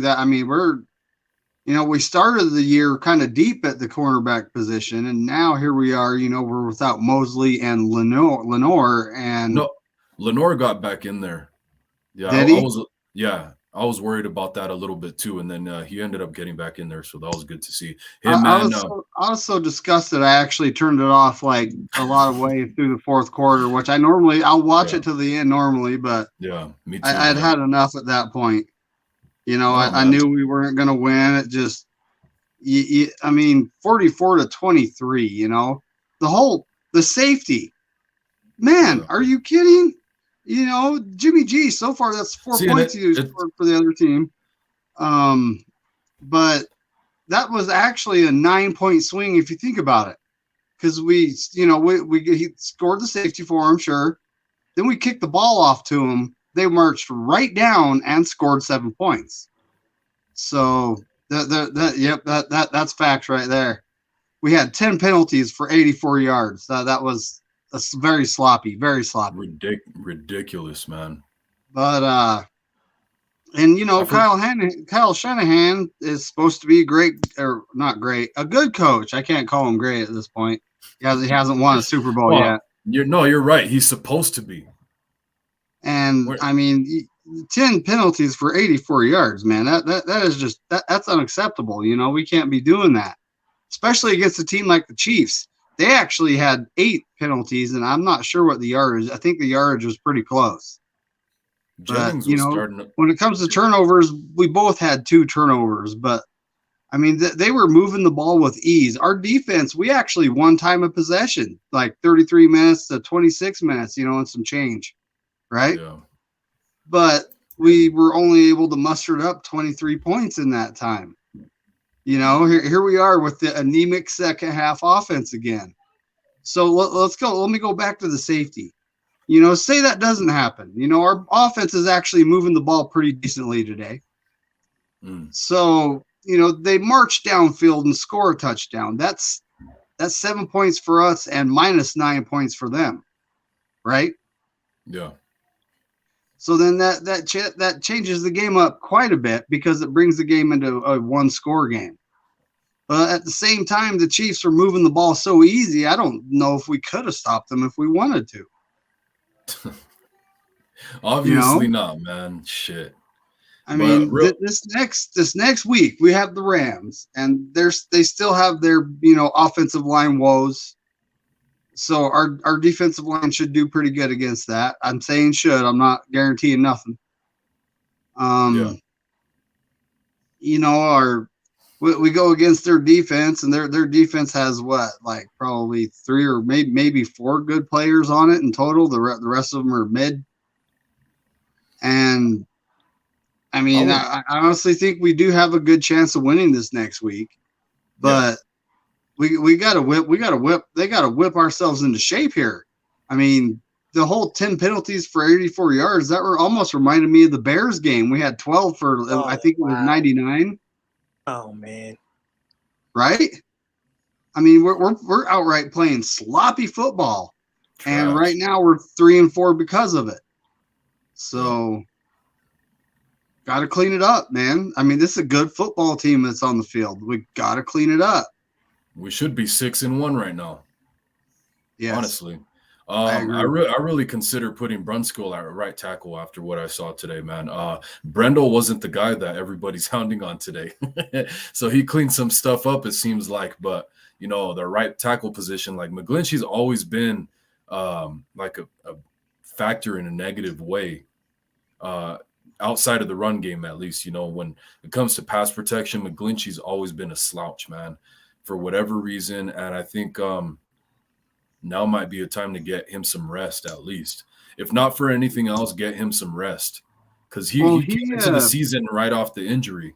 How many penalties did he have today? I saw 2. I'm thinking I might have missed one. He had I think 4 or 5. Oh my goodness! Alone, and I think we had 9 or 10 penalties. So, and it's like we had 10. We had 10 total. I know, and this is the reason why McGlinchey, he's a good run stopper, but he was also getting burned. Like oh my gosh, you drafted this guy, I think number 9 overall, and so right, man. A number 9 overall tackle should be a starting left tackle Pro Bowler. Mm-hmm. You know what I mean? Yeah. You picked 9th in the draft. You should be, the way I look at it is if you're in the top half of that first round, you should be a Pro Bowler. You know what? And right now, we actually have two guys on the team that aren't. We got Kinlaw, who, unfortunately has that knee issue. And I don't know if we're even going to see him back this year. It'd be nice if he come back healthy and played the rest of the year. Yeah. But I have my doubts there. And then we have McGlinchey, who, I mean, if he had 4 or 5 penalties today, I saw 2. Mm-hmm. So I'm thinking I might have been in the kitchen cooking something or something when the other ones happened. But I'm glad I didn't see him. I know, because like I said, like he was being, and again, the Chiefs defense is really good. So like, he had to hold. He was getting burned. He was making mistakes. Like, and I get it. Like, there's some people's like that. Oh, well, we are a little bit too harsh on him. Well, I get it, but he's a 9th overall pick. He's not like a 7th round pick. He's a 9th overall pick. So that's why I'm hard on him, because you were drafted to protect Jimmy Garoppolo. Yep. And I love this comment right here. Kyle is afraid of his own shadow. But I thought that was fucking hilarious. But man, good. From what we're seeing right now, we might have to, like, if D'Amico Ryans goes, we might have to use all 3 of our 3rd round picks next year on offensive linemen at different positions. Get a backup for Trent Williams, get McGlinchey's replacement, and a center. Well, there's always cheap veterans that could be better than what we have on the market. Mm-hmm. Yeah, and I mean, when it comes down to it, we need a young center. But I mean, and I keep saying, if Zickel's it, put him in. Let's see what the kid has. If that's who's going to be starting next year, or let's call up Jason Poe. I mean, you still don't have to. Like, if you have the 3 third-round picks, you don't have to draft with all 3 of them. You can trade a 3rd-round pick for an established veteran. So that's another way to spend it. That's true. And I mean, I was honestly hoping like the Carolina Panthers, they actually have 2 decent centers. Their center, their starting center beat out Bradley Bozeman, who started for 3 years with the Ravens. Ravens, yep. He's solid. He's actually a solid center. He's better than Brindle. He's not elite, but he's better than what we have. And what do you got to do to get him off their hands? That's the thing. Are you going to get him in free agency, or do you want to, do you get him in the offseason in free agency, or do you go and try and make a trade for him right now to be the backup? Well, I'm thinking John Lynch should have said, look, we literally have 4 7th round picks in this upcoming draft. So he should have told him, look, I'll give you two 7th round picks for your backup center that's only signed to a 1-year contract. Yeah. I mean, he just should have told him that. Mm-hmm. And I don't, like I said, I don't know what the future plan is. If the guy we drafted, Zickel, I mean, is he even a center? I thought he played guard. He's a tackle. He's a tackle. Okay. So we don't technically have another center on our roster other than Poe is like the closest thing, because he's played interior offensive line, so he could be there, but Shanahan does not play rookies, and now we've seen enough. Like, I've seen enough of Brandon. I'm done with him. Just put this young kid in and see what you have. Like, we drafted the guy from Arizona, what's his name, Donovan West, center, and we cut him. It was undrafted free agent rookie, but yeah, I know what you're saying. And he's actually, I think he's still out there. Yeah. So it's kind of like, why don't you guys promote Jason Poe from the practice squad to the active roster?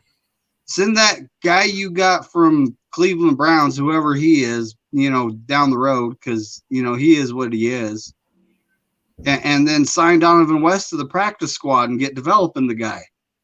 Hey, real quick, we got 47 people on the live stream right now. So before anybody leaves or anything, and I really appreciate everybody being here, please like and subscribe.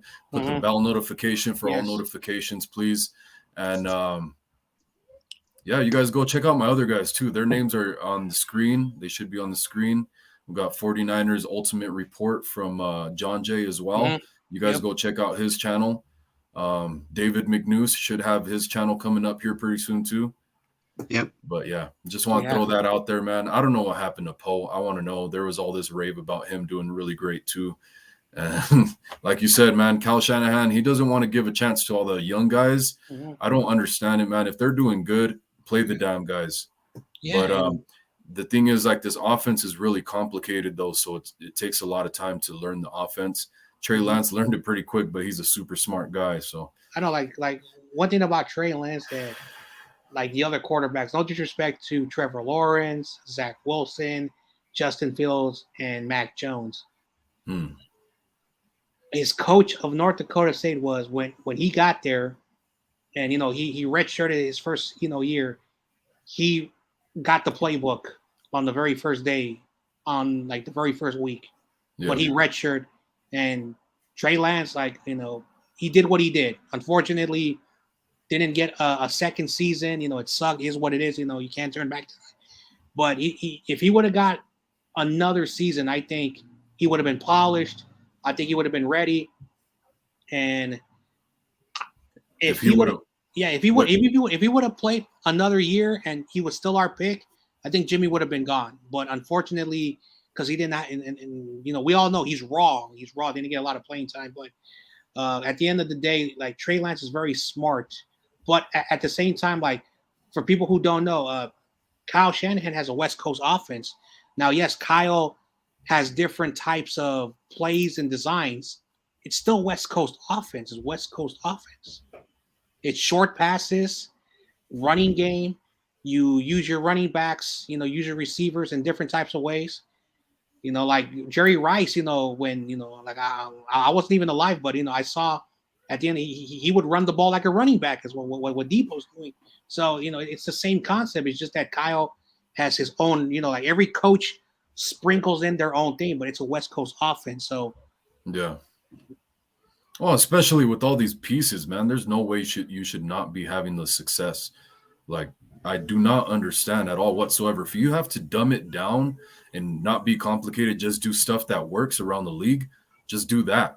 It's pretty damn ridiculous. But Jay Realistic agrees. He says you can't win with field goals against the Chiefs.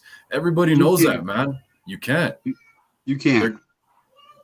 Like, I didn't think the defense was going to look this bad, but even if they look like tip-top shape, even missing Emmanuel Mosley, but outside of that, looking at 75% of themselves, I did not expect that the Chiefs would look this good against our defense. That's crazy, man. It's ridiculous. Yeah, 100%. And, like, again, like, right now, all three of us are, like, just, expressing our thoughts, our opinions, like, and this is the thing why what I do, like, I love doing what I love to do on my channel. But again, I'm just one person, just giving my thoughts, my opinions.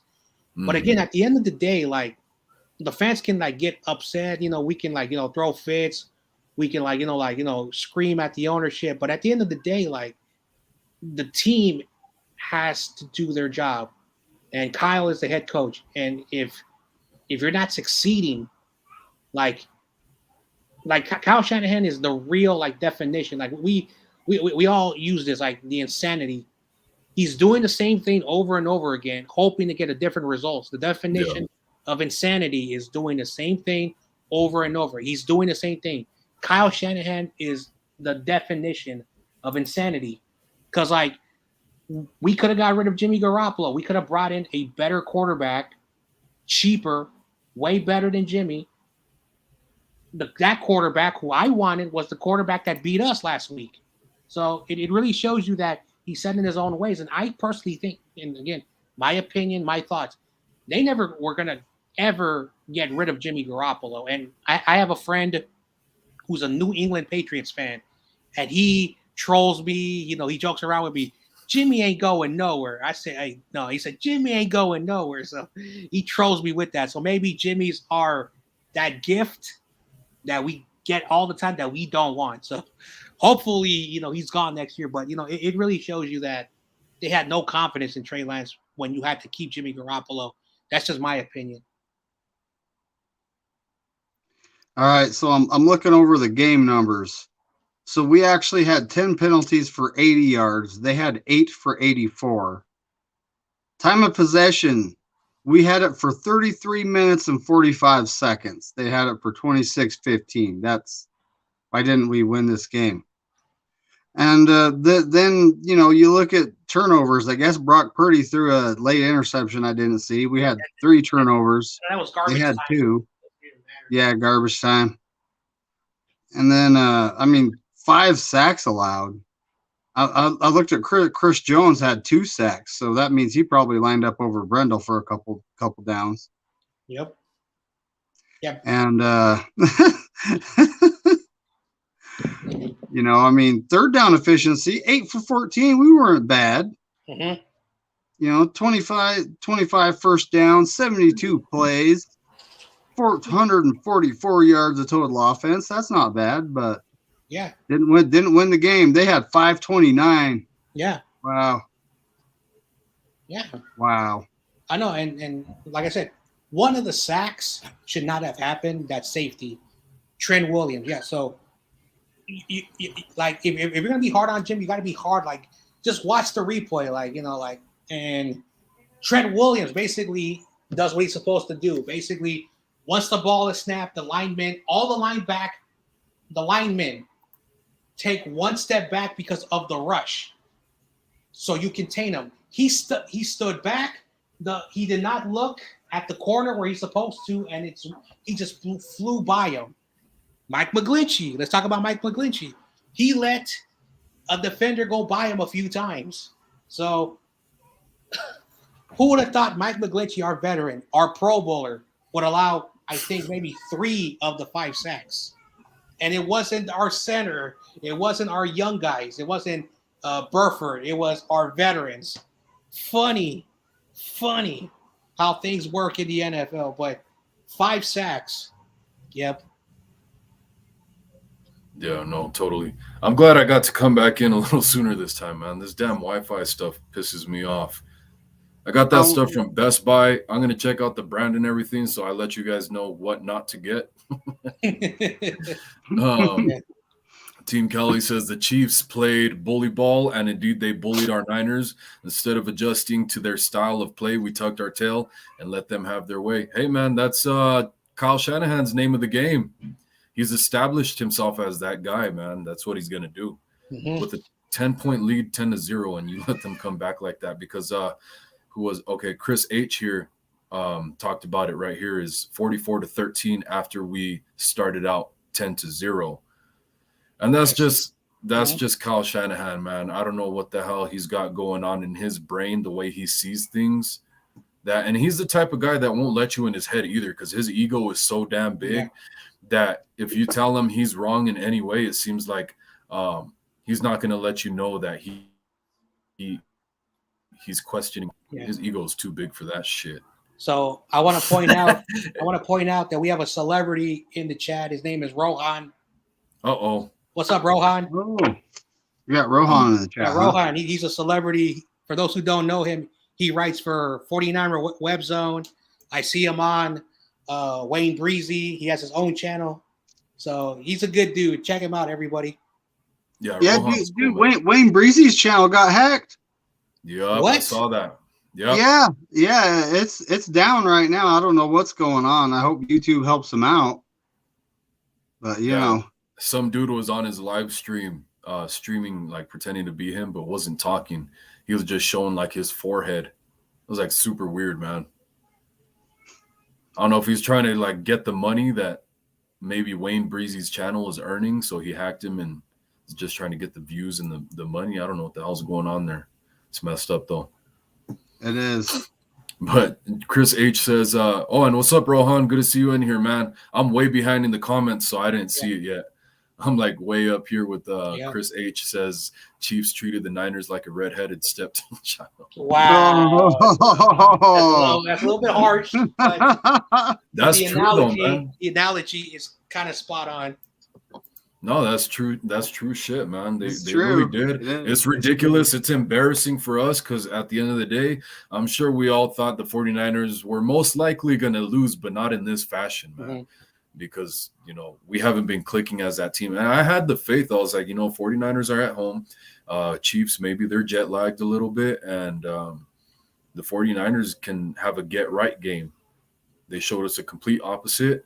But like I said, I think it was more the coaching than the actual guys outside of McGlinchey. Hey, but Juwan Jennings was kind of showing us a little bit of what everybody was talking about in training camp, because everybody was saying that Juwan Jennings wasn't looking very good. He was dropping passes and stuff like that.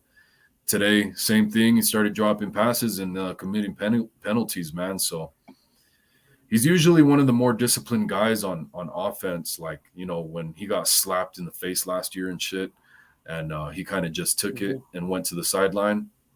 You know, maturity like that, I like to see out of him. So, like, dumb move, like unsportsmanlike conduct that he did. What is it? Unnecessary roughness he did with the guy on the kick return. Yeah. So, you know, hopefully he gets his head back in the game, because we know what he can do. He's a very critical player on third downs and stuff when we need him. So he'll get back. He'll get back to it, man. He had a bad game. But McGlinchey, on the other hand, that's a different story, man. He's, oh my God. I think they were picking on him too, man, because they had Chris Jones hitting him rough, big time. They were not giving McGlinchey a break. They know that they're gonna pick on the weaker side, because, you know, they weren't picking on Trent Williams as much. They're definitely going after McGlinchey for a reason. And he's coming off that injury coming into the season. The 49ers rushed him back. What is it? Torn hamstring? No. His hamstring was torn from the bone. Yeah, I forgot what what his injury was, but yeah, I remember that he got hurt. Yeah, his muscle tore from the bone. I forget if it was the quad or the hamstring, and then he lost all that weight too. He took off all the weight that he had before. Team Cali says Mooney letting his man run past him before he even attempted to move. Ward was getting dusted out there. Warner was nowhere to be found. And why Drake Jackson not starting? All great points, man. And you know, like the touchdown to the Chiefs' right sideline, the second time they ran that what do you call it? The end around to McCole Hardman. Why am I forgetting the name right now? The jet anyways, the second touchdown by McCole Hardman, Mooney Ward and Hufanga were actually having like communication issues. They were like disagreeing on something, and that's when that play happened for a touchdown. So, man, I don't know what the hell miscues are going on, bro, but it's getting pretty ridiculous. And Drake Jackson was looking really good last week with Bosa out. I thought they were going to have a really good game with him and Bosa being on opposite ends. But, you know, the good thing is it seemed like they contained Mahomes pretty well, but he didn't even really try the 49ers. Like, he didn't try rushing on the 49ers too much. So, I don't know. They contained him pretty well. They just didn't get the sacks, the pressures and stuff like that. Yeah. Anyway, now, just like Shifty, now I have to take off. I got to be up in the morning working stuff. It's always great, you know, being on, man. It's always great talking to you. Shout out to my boy David McNew, the OG. You know, he's the guy. But thanks for having me on. Yeah, bro. Of course. Thank you very much. Always a pleasure. Everybody go check him out at 49ers Ultimate Report. He'll be on tomorrow, right? You usually go on in the morning after. Yeah. Tomorrow, I'm doing my Monday reaction. You know, a day after I look at the film, all that stuff, and then, you know, that's why I do the Monday reaction. So basically, like after the game, you know, your immediate reaction, you know, how you feel, and then the next day you're more calm, relaxed, in a level head. But just like he said. It's very simple. 49ers Ultimate Reports. Check me out. You know, my boy David is always on there. Great following I have myself. You know, so it's always cool to talk to the 49er faithful. But I'm out, guys. All right, brother. Take care, man. Thank you for being here. Always a pleasure, man. All right, David. And then there were two. Let me see. Yeah. There we go. Hey, look at that. Now I'm all up close and personal. But beautiful face. But yeah, I mean, I'm just so disappointed in this performance. That's not even funny, you know. When he says I'm an OG, I've been a Niners fan since 1985. So you know, got the pleasure to watch the Bill Walsh, Joe Montana, George Seifert, Steve Young type of era. Hell yeah, I wasn't even born yet, man. I mean, then, you know, there's a story. Then Ed DeBartolo had to give up the team, and I was going, at that point, uh-oh. You know, what's going to happen here? This guy's one of the best owners all time. Like, you know, and they handed it to the Yorks, and I was like, oh, it's his sister. It'll be fine, you know, and then it wasn't, you know. For a long time, it wasn't. I mean, it was probably, I think there were around 9 years of nothing. And then it was the Jim Harbaugh era for a few years. And, you know, Trent Bleak had to make all those draft picks and, you know, decimate the team. Well, how did you feel when George Seifert got fired, man? Because, or Mariucci, you know, Eddie DeBartolo had very little patience for a non-Super Bowl winning team. So Kyle Shanahan would have got his ass the boot. He would have gotten his ass the boot last year if Eddie DeBartolo was still the owner. So how did you feel back then when he made those moves? I was just like, well, when he got rid of George Seifert, I was like, well, who's he gonna get? Then he got Steve Mariucci, you know. Yeah. And you know, Mooch is a good coach. Yep. But you know, he kind of changed the offense a little bit. It wasn't so, you know, West Coast. It was more kind of vanilla, but it was still pretty good, you know. More glitz and glam. It was like the guys he was bringing in were more like celebrity, I think. Yeah. It seemed like the personality. That's kind of what was going on. Because it's like you didn't know George Seifert went to the Carolina Panthers. You know that, right? Did you know that? No, I didn't. Oh yeah. Yeah. Well, when the Niners got rid of him, he went over to the Carolina Panthers for a few years. And they were actually relevant for a couple of years, but you know, now they're back to being the Carolina Panthers. So but yeah, I mean, when he did the coaching change, I was all for it. I was like, you know, George Seifert won a Super Bowl, but he's had the reins long enough. He should have at least 2, maybe 3 by now.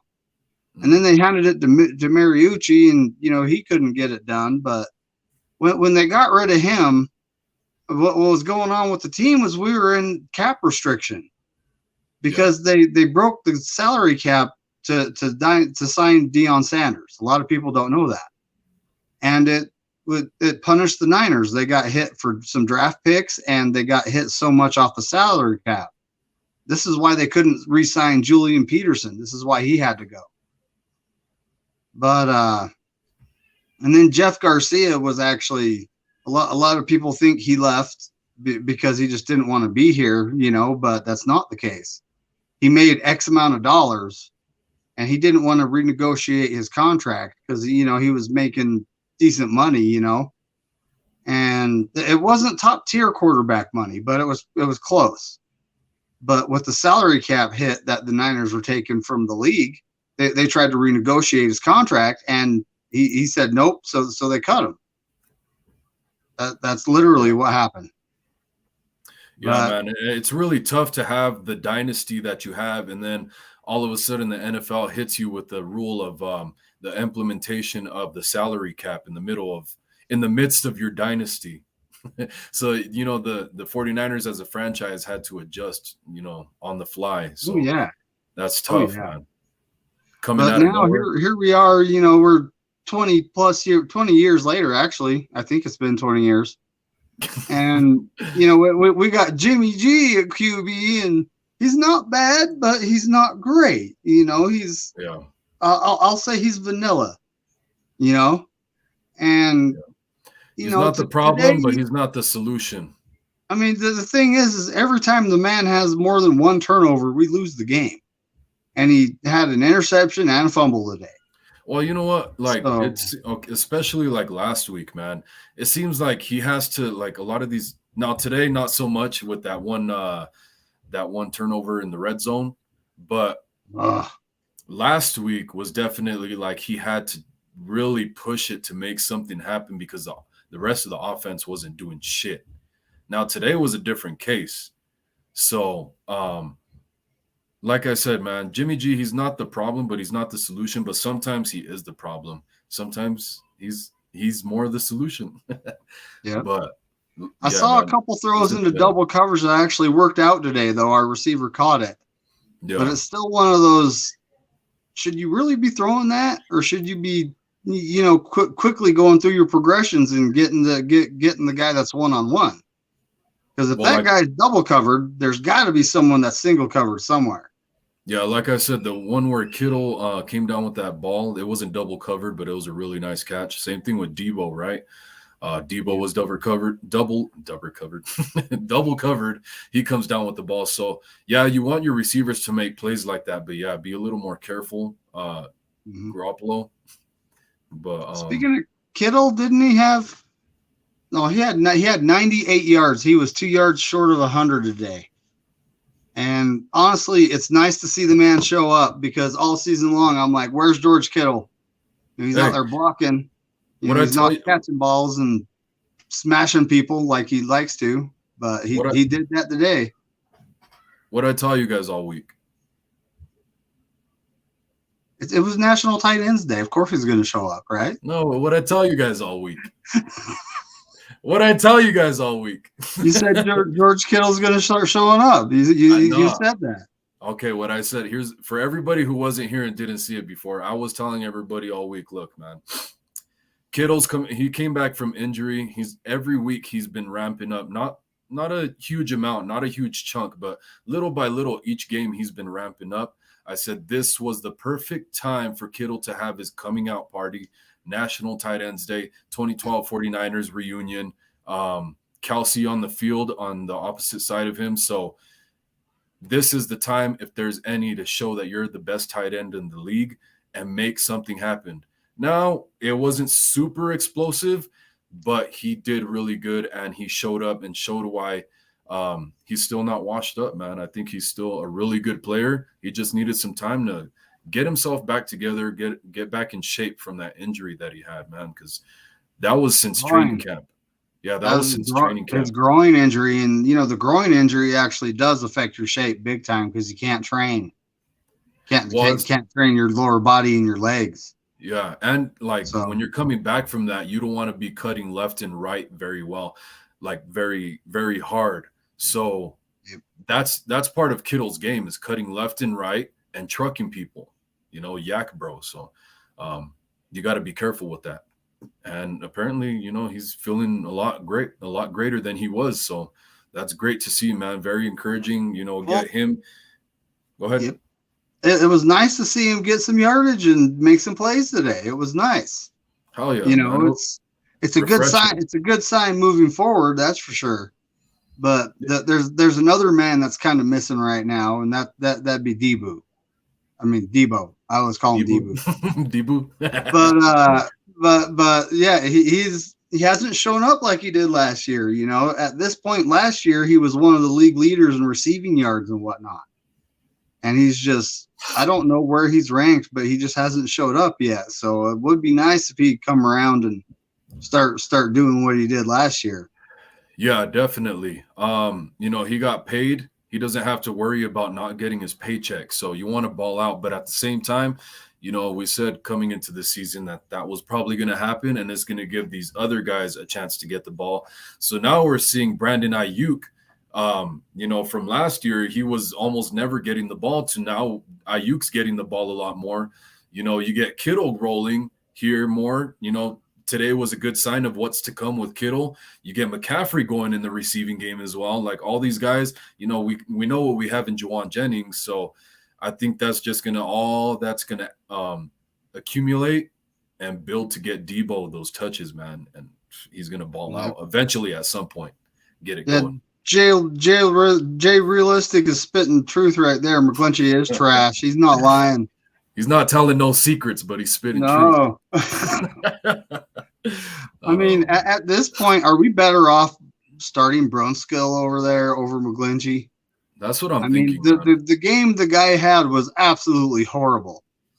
And I think Brunskill actually does pretty good at tackle. He does better than he does at guard. Every O-line position, he does pretty damn good, man. So Brendel did better today coming from last week, but still, I don't have a whole lot of confidence in him because it's just one game.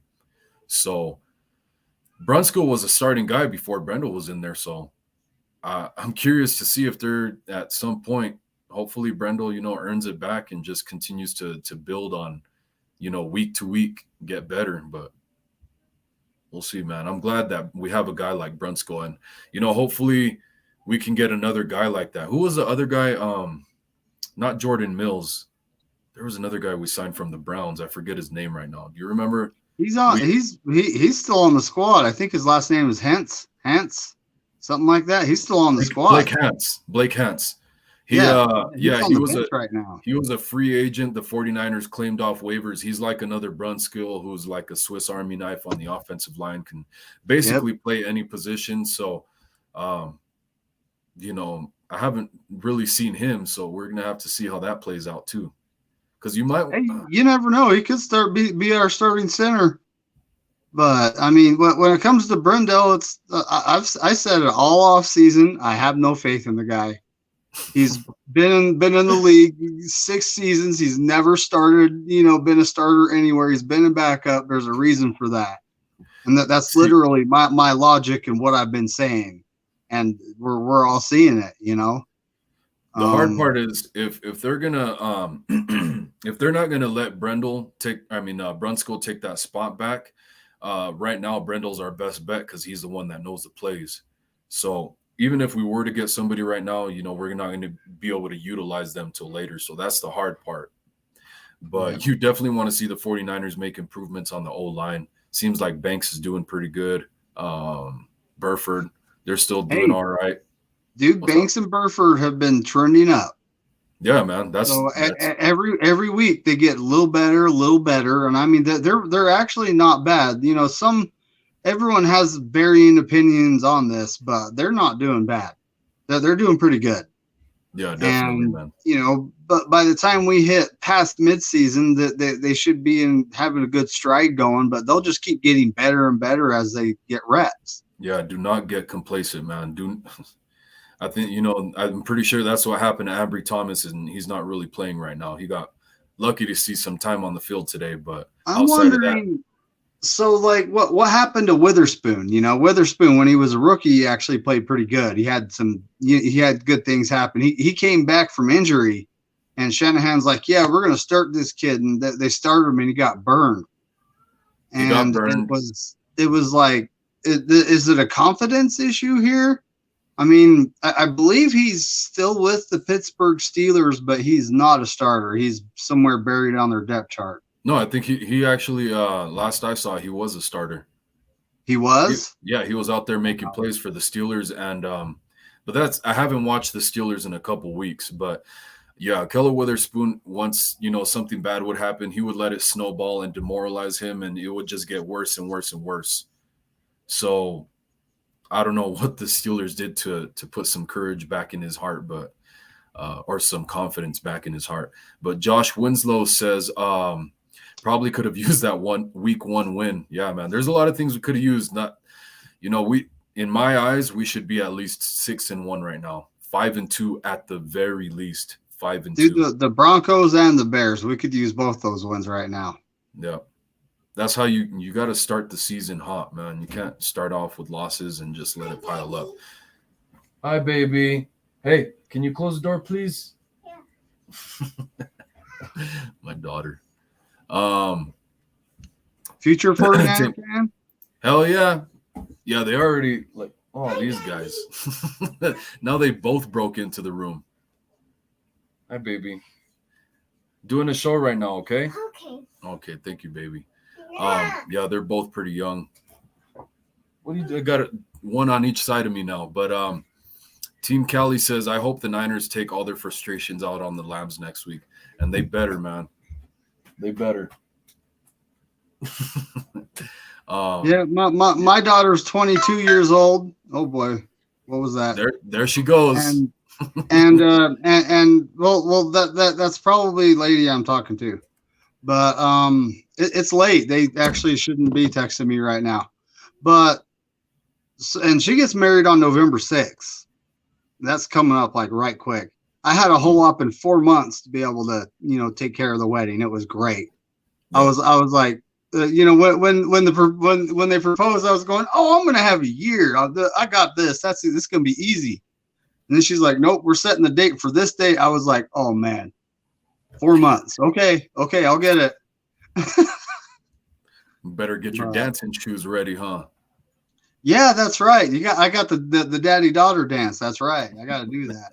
You got to bust out the bell bottoms. Dude, I have no idea what she's going to pick yet either. That's the kind of scary part. Because she likes the oldies, so it could be something like the Twist, something like that, or you never know. But probably either way, it's gonna be a good time. I'm not afraid. It's probably just gonna be a soft and slow tearjerker type song. We'll see. Yeah. Another sad thing too. She's moving out of the country. Jeez, man. She's going to Belize. Oh man, a place. Huh? I heard that's one of the greatest places to vacation. My aunt went over there. That's exactly what so her and her husband are going to be GMs of a place called the Sundiver Resort. His dad bought the joint 2 months ago. And they literally just went down there and on vacation and all that stuff. And, sent me back some pictures. It looked fantastic. So, but yeah, they're going to go down there and be GMs of the place early next year. So I'm going to be having to take a long flight every now and again and go see my kid, Oh yeah, you're going to have a good time though. I heard it's badass. Troy Skinner says, yeah, it is Troy Skinner. I don't know if it was Trey. Niners weren't really able to keep pace with KC, especially when they were gaining chemistry with the new wide receiver core. Y'all hung around longer than expected. Be happy. Okay. McCaffrey is a stud. You'll be all right. Longer than expected? I don't think so, man. If you ask 49er fans, it should have been a lot closer game if, Kyle Shanahan and a couple other guys would have executed a lot better than what they did. Andy Reid just outcoached our coaches when it comes to player to player ratio. If you want to talk that, the 49ers should have we have way better players outside of the quarterback position all around. I have to say, thanks to J Realistic and Still I Rise, Bryant Culp and Melvin Watts. Thank you very much. I do appreciate that, guys. And yes, she is my only child. Okay, carry on. I was just answering questions in the chat. Yeah, I'm way behind on the comments. You're good. Too. Bear Tribe says, I honestly think our second half luck can be attributed to how long our practices are. Correct me if I'm wrong, but Kyle Shanahan's 90-minute outs practices are weak. See, and that's the thing. There's been a couple guys, former 49ers, and this is my little brother right here too. Little shit finally chimes in. But there's been a few former 49ers that have been coming out in the media recently, Jaquiski Tart being one of them, and also Kendrick Bourne. Also, there's been a couple interviews of Anthony Dixon coming out as well. And like with Jaquiski Tart, he was saying that the Eagles, they put a huge emphasis on their recovery state of practices, of training overall. And then with Kendrick Bourne, he said, Bill Belichick has a huge thing on staying hydrated. And it's super difficult, but, he has a huge thing with staying hydrated. So they take a lot of care and pride in keeping their guys, like, taken care of and making sure they're all right. But Tart, I don't remember all the details, but he's like, it wasn't as intense as the 49ers' practices. Of course, these guys are trying to sound as polite as they can be, not taking shots directly at Kyle if they can. But, it seems like overall Kyle Shanahan overworks his guys. And that might be the case, man, but I don't know. It's hard to say, especially when you hire a guy to your training staff that was in the NHL instead of the NFL.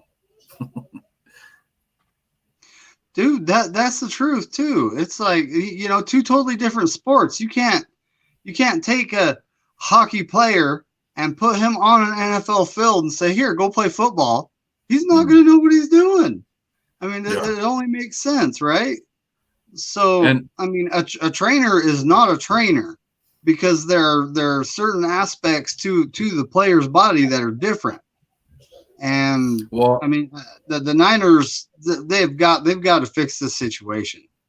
You know, a lot of people blame the NFL turf, and yeah, that probably has something to do with it. But at this point, strength conditioning and our physical style of play is what I think actually gets us injured. Not so much the turf, but the turf does factor in a little bit. Well, like Bear Tribe puts an emphasis, it seems like, on Shanahan's 90-minute outs practices. So like the time frame of how Kyle Shanahan is practicing. And like back when I played up to college, when I was in college, dude, we would train all day. I would work full time from like 4 or 5 in the morning till 1 or 12 in the afternoon ish. I would get off work, go straight to football practice, and we would train all day till like 6 o'clock in the evening. And dude, I just felt the shape I went in football shape. I'm talking about football shape, taking hits, all that stuff that I went in from the beginning of spring training camp to the end was almost indestructible, man. You feel it. You feel great. You're training all day. Now, it wasn't like consistently just beating ourselves up and consistently sprinting. It was just like do a drill, move over here, do a drill, do 7-on-7s, you know, all that type of stuff. Run some sprints here and there, but it wasn't like we weren't throwing up on the field and crazy stuff like that. It was nothing crazy. It was just consistent, kind of like a game, right? 3 or 4 hours of consistent sprint, break, sprint, break, you know, in quick progression. Troy Skinner says McCaffrey is going to open up so many possibilities for Deebo and Kittle. Might see you all again in the Super Bowl. That's what I'm saying. You know, 49ers can get this right. They tend to do towards the end of the season. So hopefully we roll into the playoffs with a lot of momentum and just Kyle Shanahan making the corrections, man, and have a better game. Because with all these weapons, there's no excuse. That's a fact. I mean, we have tons of weapons. We have wide receivers, the best wide receiver core we probably had since, actually before even Jim Harbaugh. I mean, we had Randy Moss and, you know, Michael Crabtree, and then we did have a guy, Josh Morgan, but then he got hurt. So, I mean, you know, we had injury issues even back then, now that I think about it. But this is the best wide receiver core I've seen since the 90s. I'm not lying, you know. And when it comes to the running back room, we're stacked there, and we trade and get one of the best running backs in the league. It's kind of, you know, but McCaffrey's a Swiss Army knife.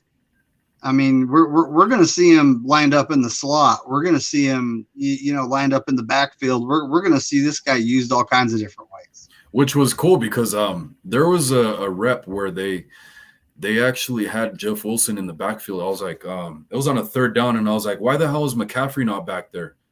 You know, he's the weapon that we just got. I know you don't want to throw him out there too much, but like it was a 3rd and long. That's the time to utilize a Swiss Army knife like him. He's a weapon. I didn't notice till a little bit later on he was actually spread out wide with Jeff Wilson in the backfield.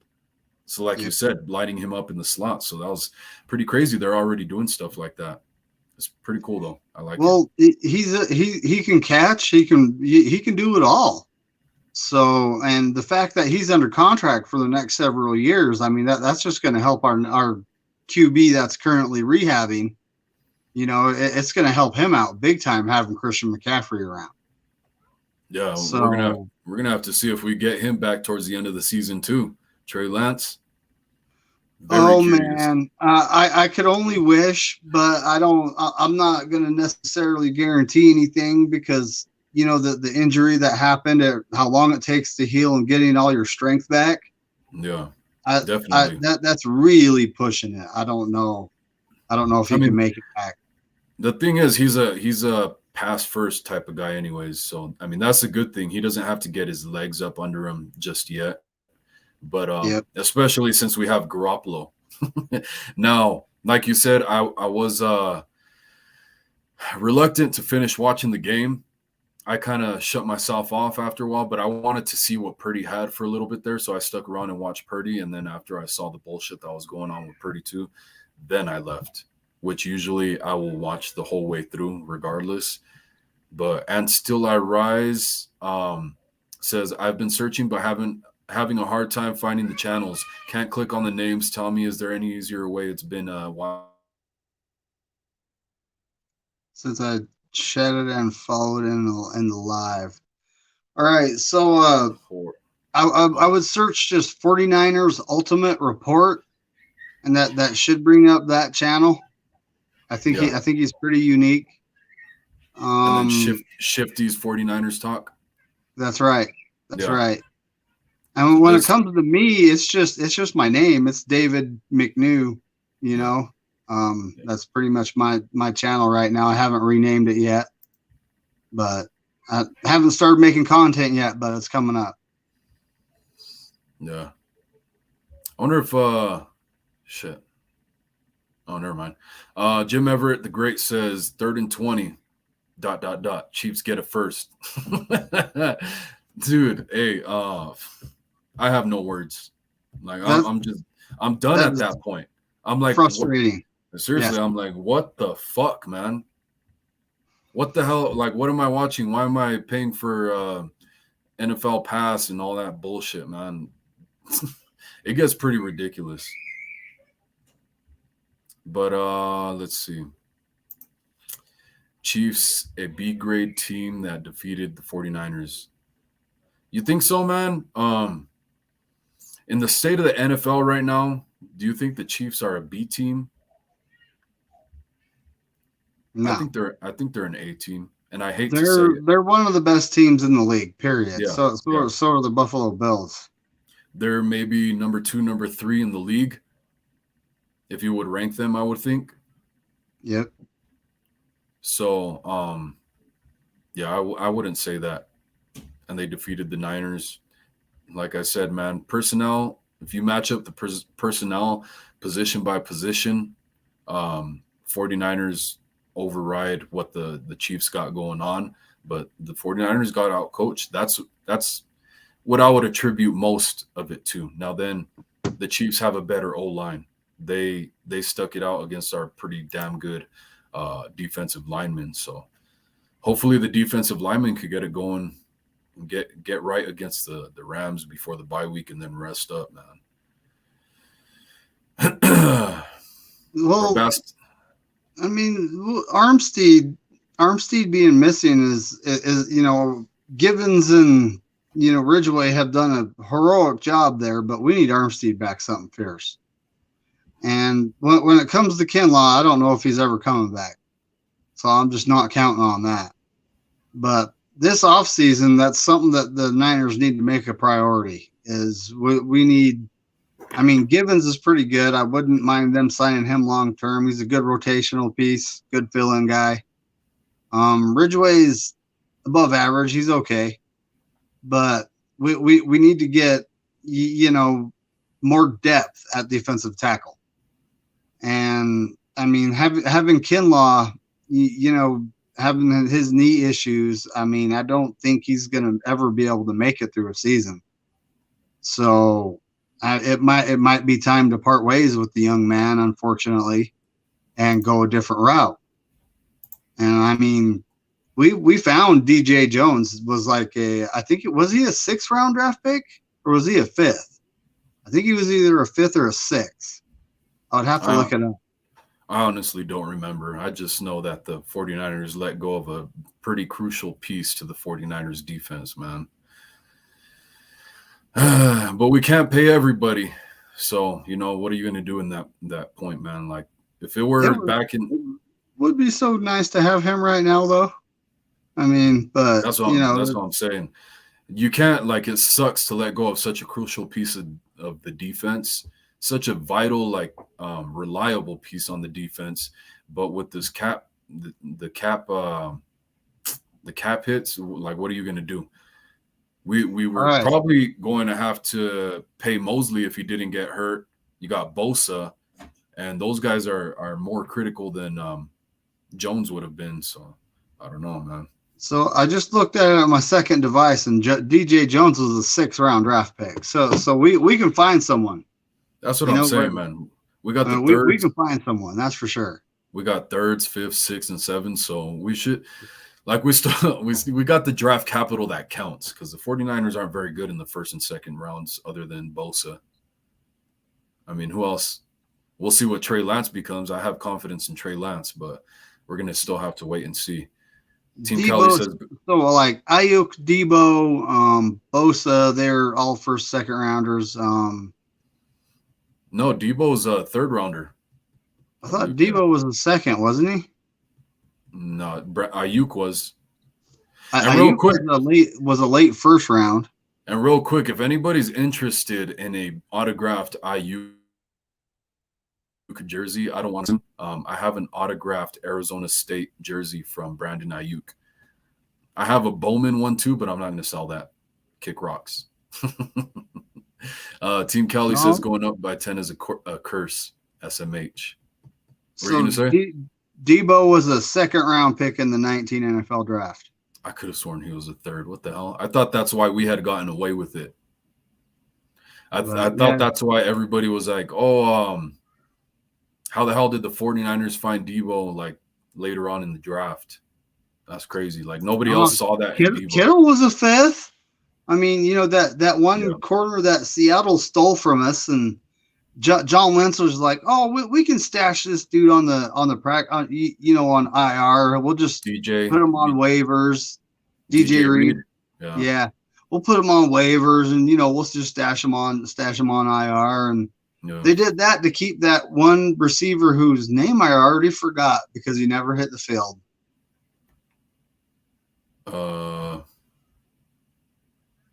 Hurts? No, Hurd? Jalen Hurd. Yeah. Jalen Hurd. That guy. That guy could have been badass, man. They kept him on the roster to put him on IR because you have to do that. Yeah. And they put DJ Reed on waivers, and then Seattle claimed him. And it was like, great job, right? Yeah, if Jalen Hurd could have stayed healthy, he could have been something crazy, man. He was badass.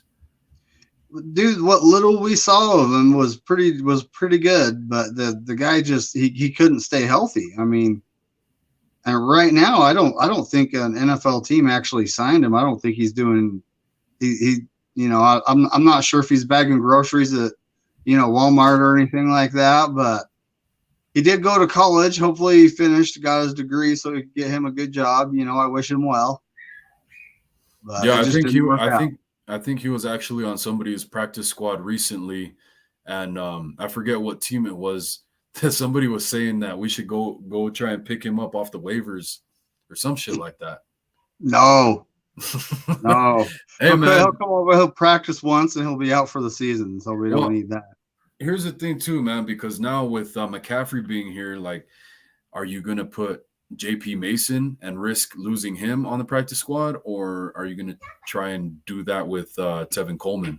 Because Tevin Coleman already made it through all the waivers and everything, and he wasn't claimed. That's how we got Tevin Coleman. Straight up, send Tevin Coleman down the road. Maybe stop it. I mean, I just send Tevin Coleman is, he knows the offense. But when it comes down to it, I think Jordan Mason has more value because he's young. They're still developing. He's still learning the offense. I think he has more value than Tevin Coleman, So especially if the Niners are going to take a risk, just like you just said, Tevin Coleman got cut and passed through all the waivers. Yeah. So cut him, and see what happens, but either way, don't risk one of the young running backs we have. Yeah, it makes more sense financially and for longevity sake. But Lauren Lee says many faithful were confident that the 49ers would win at Levi's, especially gaining McCaffrey in their ranks. What happened?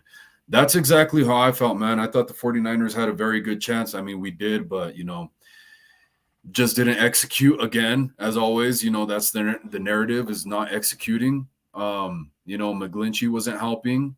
He was pulling some bullshit. The defense was all over the place. Hopefully DeMeco Ryans can clean that up, because he held up pretty decently against the Falcons, but they're not as good as the Chiefs. So they straight came in and punched us in our face is what they did. Yeah. And honestly, I think we kind of needed a game. I mean, I thought last week's loss would be enough, to slap all the coaches around and make them realize that they need to do better. But this game is a statement. This game is not just slapping around. It's getting punched. It's getting picked up. It's getting pile drived into the asphalt, Yeah. So it comes a certain point in time where the coaches needed this to realize that they need to do better. And I mean, our players, that was just so sloppy. 10 penalties, man. Apparently around half of those were on McGlinchey. So, but still 10 penalties, and none of them ever come at a good time. So it's time to clean it up and play a clean game against the Rams at Levi South. I don't call it SoFi. It's Levi South. I mean, if you watch the game and you look at the crowd, you see a sea of red. So it's not really like a home game for the Rams. It's more like a home game for us. Uh-oh. Nope. But when it comes to the upcoming game, we got the Rams. They still have a trash O-line, so that's one thing we can take advantage of. They still have Cooper Kupp, the Kupp is going to hit you in the face no matter what you do. That's just going to happen with him. So when it comes down to it, we need to double Cooper Kupp. We need to, stopping their run game isn't very hard. They haven't had any. We need to put pressure on Matthew Stafford, and we need to make him throw INTs, which is totally possible. This could 100% happen, and it's going to happen. So their defense, they'll move Aaron Donald around. They'll put him up against Jake Brendel, and then, hopefully Brendel can at least slow him down a little bit, but we'll see what happens there. You got Jalen Ramsey. He's going to end up getting ran over by Deebo, Kittle, and everyone else. It don't matter. He's not that good. Then they got who else on defense? I mean, they got Floyd, the pass rusher. He's someone to actually contend with, but he's an edge, so the silverback will take care of him pretty quick. And they have Bobby Wagner, who is far from what he used to be. He's still a good linebacker, but he's not an all-pro. He's not an all-pro anymore. So, I mean, the Rams game it's always going to be the Niners and Rams. It's always going to be a rivalry, but we need this win more than them. And when it comes down to it, our division, we have several teams that do not have their stuff together right now, and they really need to get their shit together. It's just the truth. I mean, the Seahawks are on top of our division, for heaven's sake. And they don't even have Russell Wilson anymore. They have old Geno Smith starting at quarterback. Their defense, actually looked decent today, but at the same time, they're playing a very depleted Chargers team. You back? Yeah, thank you. I was just talking about the division. God, man. And how the Sea Chickens are on top. I'm so behind on these comments. Holy crap. Jeez, guys, I'm sorry. It happens. Horrible game, but at least we had an effort from the offense. Well, yeah, that's true. Yeah, I don't think we could get through the comments fast enough. There's a lot, and we're already past 2-hour mark. Dang, we're at 2:25 approaching. Yeah. I would love if everybody tunes in tomorrow. I'm gonna try and do a live stream tomorrow. A little bit of more therapy and kind of assess where we all feel on the 49ers, after we kind of sleep on this and just come back and have a better mindset, hopefully. But Seahawks have a coach who adjusts. Oh, I meant to click on this one. We're in a must-win situation. Dude, if we drop the ball to the Rams, which shouldn't happen, but any given Sunday now with this team, what the hell's going on? Well, it really shouldn't happen because the Rams are not they're not what they used to be last year. I mean, their offensive line took 3 steps back, not just one. Their defense, that they don't have Von Miller. I think Von Miller made a huge difference for them. But the trade deadline's coming up, and I'm interested to see what they trade all their draft picks for again. But at the same time, trading all your draft picks has got you to the point where you're at right now with no offensive line. Right? I'm sorry, one sec. I got distracted. What was that? What was the last part? I was just saying the Rams trading all their draft picks away has hurt them. Look at their offensive line right now. They're seriously, their left tackle's hurt. I don't know if he's actually going to be back for this game or not. And he wasn't doing very good to start with, so now they're on their backup. And then they actually have their backup guard, center, and other guard in. Yeah. This is all from injury. Well, but the guys that were there originally weren't playing very good. So it shows you the importance. Like both the Rams and the Buccaneers are kind of having the same issue, offensive line related. And both their teams were ranked very high in the NFC. And now they're going down to the bottom of the ranks slowly but surely. Yep. I mean, right now, the Eagles, a lot of people are like, oh, they're a good football team. They're not playing anybody. They played the Cowboys. Yeah, that's a divisional matchup. Yeah. But, I mean, when it comes down to it, they're really – who are they playing? I mean, are they playing the AFC West? No, they're not. Their schedule, the NFC East schedule is actually way easier than ours. And I fully expect those guys to, get home field and all that stuff. Sure, why not? Hey, but at the end of the season, in the playoffs, you're not playing that easy schedule. You're playing a playoff team. Yeah. So are they good enough to beat, say we get our shit together, which we really need to, but say we do, and we end up going to Philly. Are they good enough to beat the 49ers when we're playing at our best? I really don't think so. Hello. Oh, okay, there we go. I can hear you. Can you hear me? I don't know if it was my end, but you froze for a second there. No, you actually froze for a second, but that's all good. Either way, you're back. That's all that matters.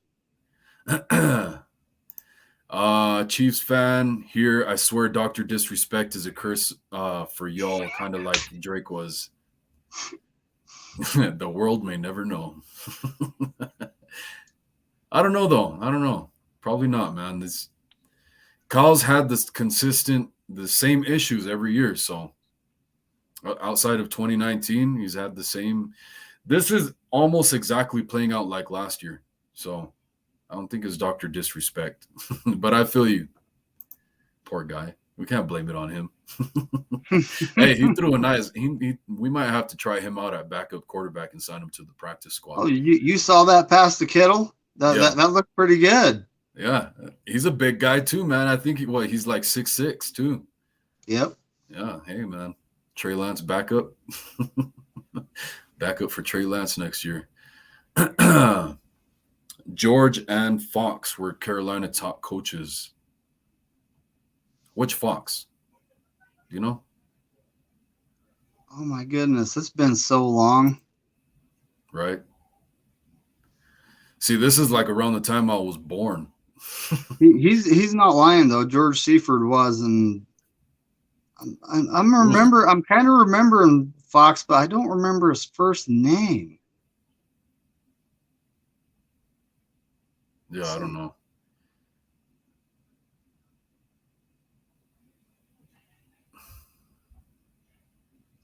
But 1 second. I'm going through the comments. I'm trying to get John Fox. It was John Fox. Oh. Because let me see. Sorry, guys. Bear with me for a second here.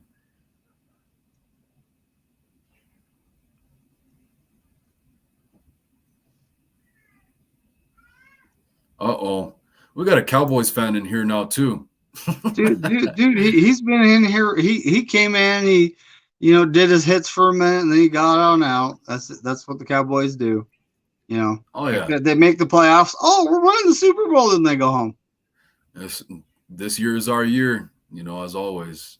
They said go Cowboys. They say that a lot. Jay Realistic says Cowgirls on the chat. Oh, shit. Yeah, I'm going through the comments real quick, man, because I fell way behind on the comments. Oh, hit it hard, buddy. Yeah, huh?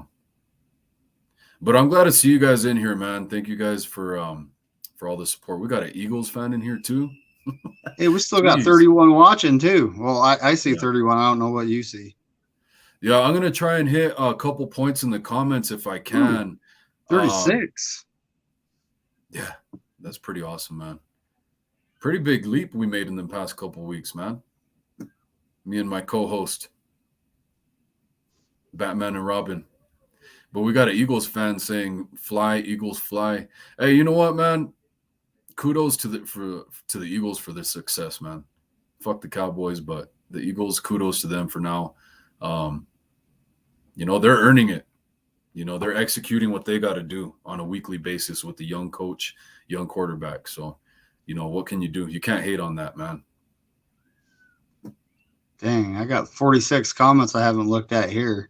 Right. I don't know how far. I don't know where you're at. Here we got a question here, actually. Okay.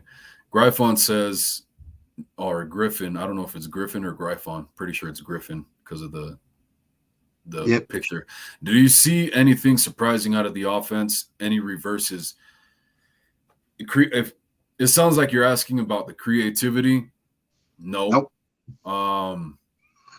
Like I said, man, they should have gone with how much pressure the Chiefs' defensive line was producing. The 49ers should have done a lot more screens like they've been doing in the past couple weeks, which to begin with, I was feeling a little iffy about just because, you lend yourself to some risk there. Like we saw with the pick six from Hufanga against the Rams. That's something that if a defense is ready to play aggressive on, they can take that to the house, or it can become a really bad play really fast. But, the way the defense was playing, they were playing off coverage, but the defense was getting there. The line was getting there. So I would throw a lot more screens in there to start making them be a little more honest, play a little more honest. And the run game was doing pretty damn good. I don't know why we didn't use McCaffrey more. Like, he was having a lot of success. You could have ran some of those same plays. So when you see something surprising like Griffin's asking about here out of the offense, it's more negatively surprising. It's not anything that we shouldn't be seeing when it comes to the positive stuff. We should be seeing that and more. What I'm surprised by is how bad it looks. That's what surprises me, especially the O-line. But I don't know. It's because we already had that question coming into the season, was how good is this offensive line going to do? It's probably going to be pretty bad. So really, they've already kind of lived past expectations. But, you got guys that are the veterans like McGlinchey that are coughing it up. So it's super weird. Yeah, McGlinchey, towards the end of the game, he looked pretty frustrated. And I was listening to a couple live streams, 49ers guys that were, doing live reaction shows, instant live reaction shows. And they were like, these refs, man, are all over the place. I mean, whose house are you at? That type of thing. But, it just depends on what referee crew you get on what actually gets called and on who. And, they're all different. A lot of people don't know this, but the coaching staff, they have to prepare for the opposite team. And then they find out who the referee crew is going to be. and that they have to prepare for their habits too. Yeah. It all happens very quick. That's why I almost feel like maybe football season, it would suck for fans that because a week already feels long between games, right? You know, the anticipation. But if you were to space it out like a game every other week, we'd have a longer season. And then like for me, I think we should have the break between the regular season and the playoffs as well. I think everybody should get a week break. Like, I understand why they structure everything the way it is, but I think they should space things out just a little bit more. Add another bye week, or add another bye week and a week break between the regular season and the playoffs, you know, because everything happens so quickly, like you're saying as well. As far as having to scheme everything up. You know, NFL players don't even get 4 months off if they go to like all the OTAs and everything else. Well, that's another thing. Health too, right? Yep. You know, like then you go into the playoffs and you're not at your best a lot of times because you don't have a chance for any of your players to get healthy, and everybody's rolling into the playoffs super beat up. So it's just a lot of things, man. You do know about Jimmy G ghosting the team after like every season, right? Like he just blocks all the numbers from it, and he's like, I'm going on vacation, I'm gone. I've heard the legend. Yeah. I mean, if you were on vacation and your boss called you, would you answer it and be like, what do you need? Or would you be like, bruh, I'm on vacation, I'll get back to you when I'm back? Well, when it comes to me, my boss calls me, I'm not answering the phone. It's like, I don't know why he's calling, but it could wait till I'm back at work. Man. I feel it. But man, like you got like a whole 4 months, like you're saying. So, you know, that's way more understandable. And you at quarterback, you want a guy more like a Tom Brady, who's gonna dig into the playbook and be a workaholic, make the strides and the effort to be the greatest. I don't want somebody complacent. And it seems like that's what Garoppolo's been since he's gotten that contract. But, you know, this year he came in looking fresh and like something a little different, something more improved. So, which is ironic because he took the whole offseason off. That's true. That's true. He did.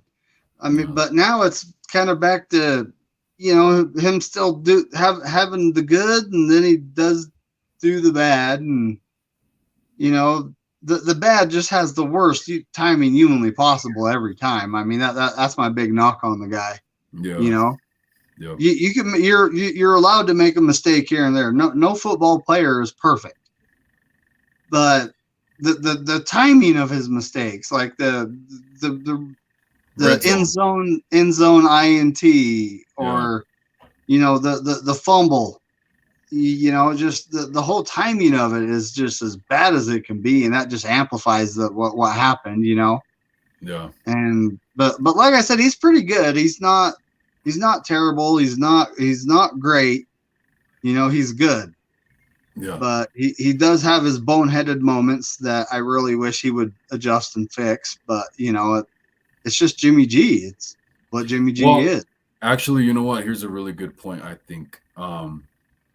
I'm glad we have him, because if what we saw from Purdy at the end of the game, now he's not getting the first team reps in practice and stuff, but what we saw at the end of the game from Purdy, and if Sudfeld were the other guy that we had to lean on, one of those two guys, not Jimmy Garoppolo, we might be 0-6 right now. Or 0-7. Maybe 1-5. Oh, 1-6. Come on. 0-7. We would have still beat the Seahawks. I don't know, man. Maybe because of the defense. I don't know. So I'm glad we have Garoppolo, you know, just because Trey Lance isn't here. But Garoppolo is definitely better than Sudfeld and Purdy. I mean, Purdy, we got to see it for a minute, and that wasn't Purdy. So it's just like, you know, he was the last pick in the draft. He's a rookie. You know, you got to give him a break. He's got to, super you know, irrelevant. I mean, dude, the guy got garbage time hopefully next time he's in the game, it's garbage time our way instead of their way.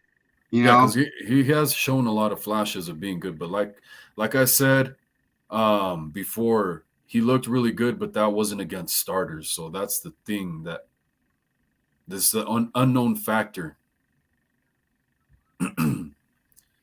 But Griffin says stale, uninteresting play calling from and the defense. I can't read right now. and the defense on his heels is not even interesting to watch. By the fourth quarter, it was sad, just sad. It was sad before that, man. Honestly, ridiculous. You give up a 10-point lead like that with no points, like, geez, man, it's ridiculous. Over and over and over again, every year, year in, year out, man. And Still at Rise says, y'all hit that like button. Yes, please. Very much. That'd be greatly appreciated. And I think we might have hit 100 subscribers. Let me see. Huh? Give me 1 second, guys. Let me see. We're 9 people away from getting 100 subscribers. Ooh, I see 91. You're getting there, buddy. 9 people away. That's pretty great, man. Just a couple days ago, I was at 60, so that's a pretty badass leap. I appreciate each and every one of you guys, man. Really do. David, my great co-host as always. Can't wait for your show to start too, man. Team Cali says, what frustrates me is we have the best team in our division and we are sitting here in third place. Shitaddle Shithawks is on top once again. And that's crazy, the leap they made, man. Everybody was like, everybody was trashing them. Is this a throwaway season? Should the Seahawks just tank? And they're number 1 right now, man. Tank and get a QB, and then Gino's like, no, this is my job. Yeah. Had you thinking? Shit. Guess again, motherfucker. Team Kelly says we got to give to the Eagles, though. They're playing great ball. Hey, man, they're doing what they got to do. I haven't gotten to watch a lot of Eagles football, but, they're getting their job done. And so are the Giants and another team I won't mention because they can kiss my ass. Hey, it's a different season once you hit the playoffs, and your schedule your schedule's not going to be so easy anymore. So we'll see what they're made of. Yeah, everybody saw what happened to the Cowboys when they had their badass number 1 offense last year rolling into the playoffs, and they hadn't been tested. The 49ers were battle tested, and the Cowboys got smacked in the mouth and their ass whooped. So we're just, it doesn't matter what the record is once we get into the playoffs so much as just the seeding. You're going to have to actually know how to play some ball and play against the guy in front of you. Brian says we need to go into the bye with a win and some confidence. Yeah, I completely agree. I think we're at almost 3 hours. I think we're going to just kind of shut it off here. I'll go through some of the comments and write them down for tomorrow. Hey, don't forget to like and subscribe, folks. Yeah, guys, please, everybody. I appreciate all you guys being here. I really do. Oh, he's almost at 100.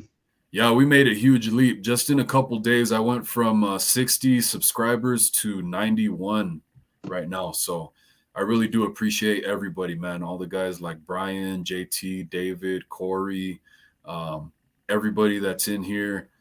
Shifty, John J. Am I missing anybody?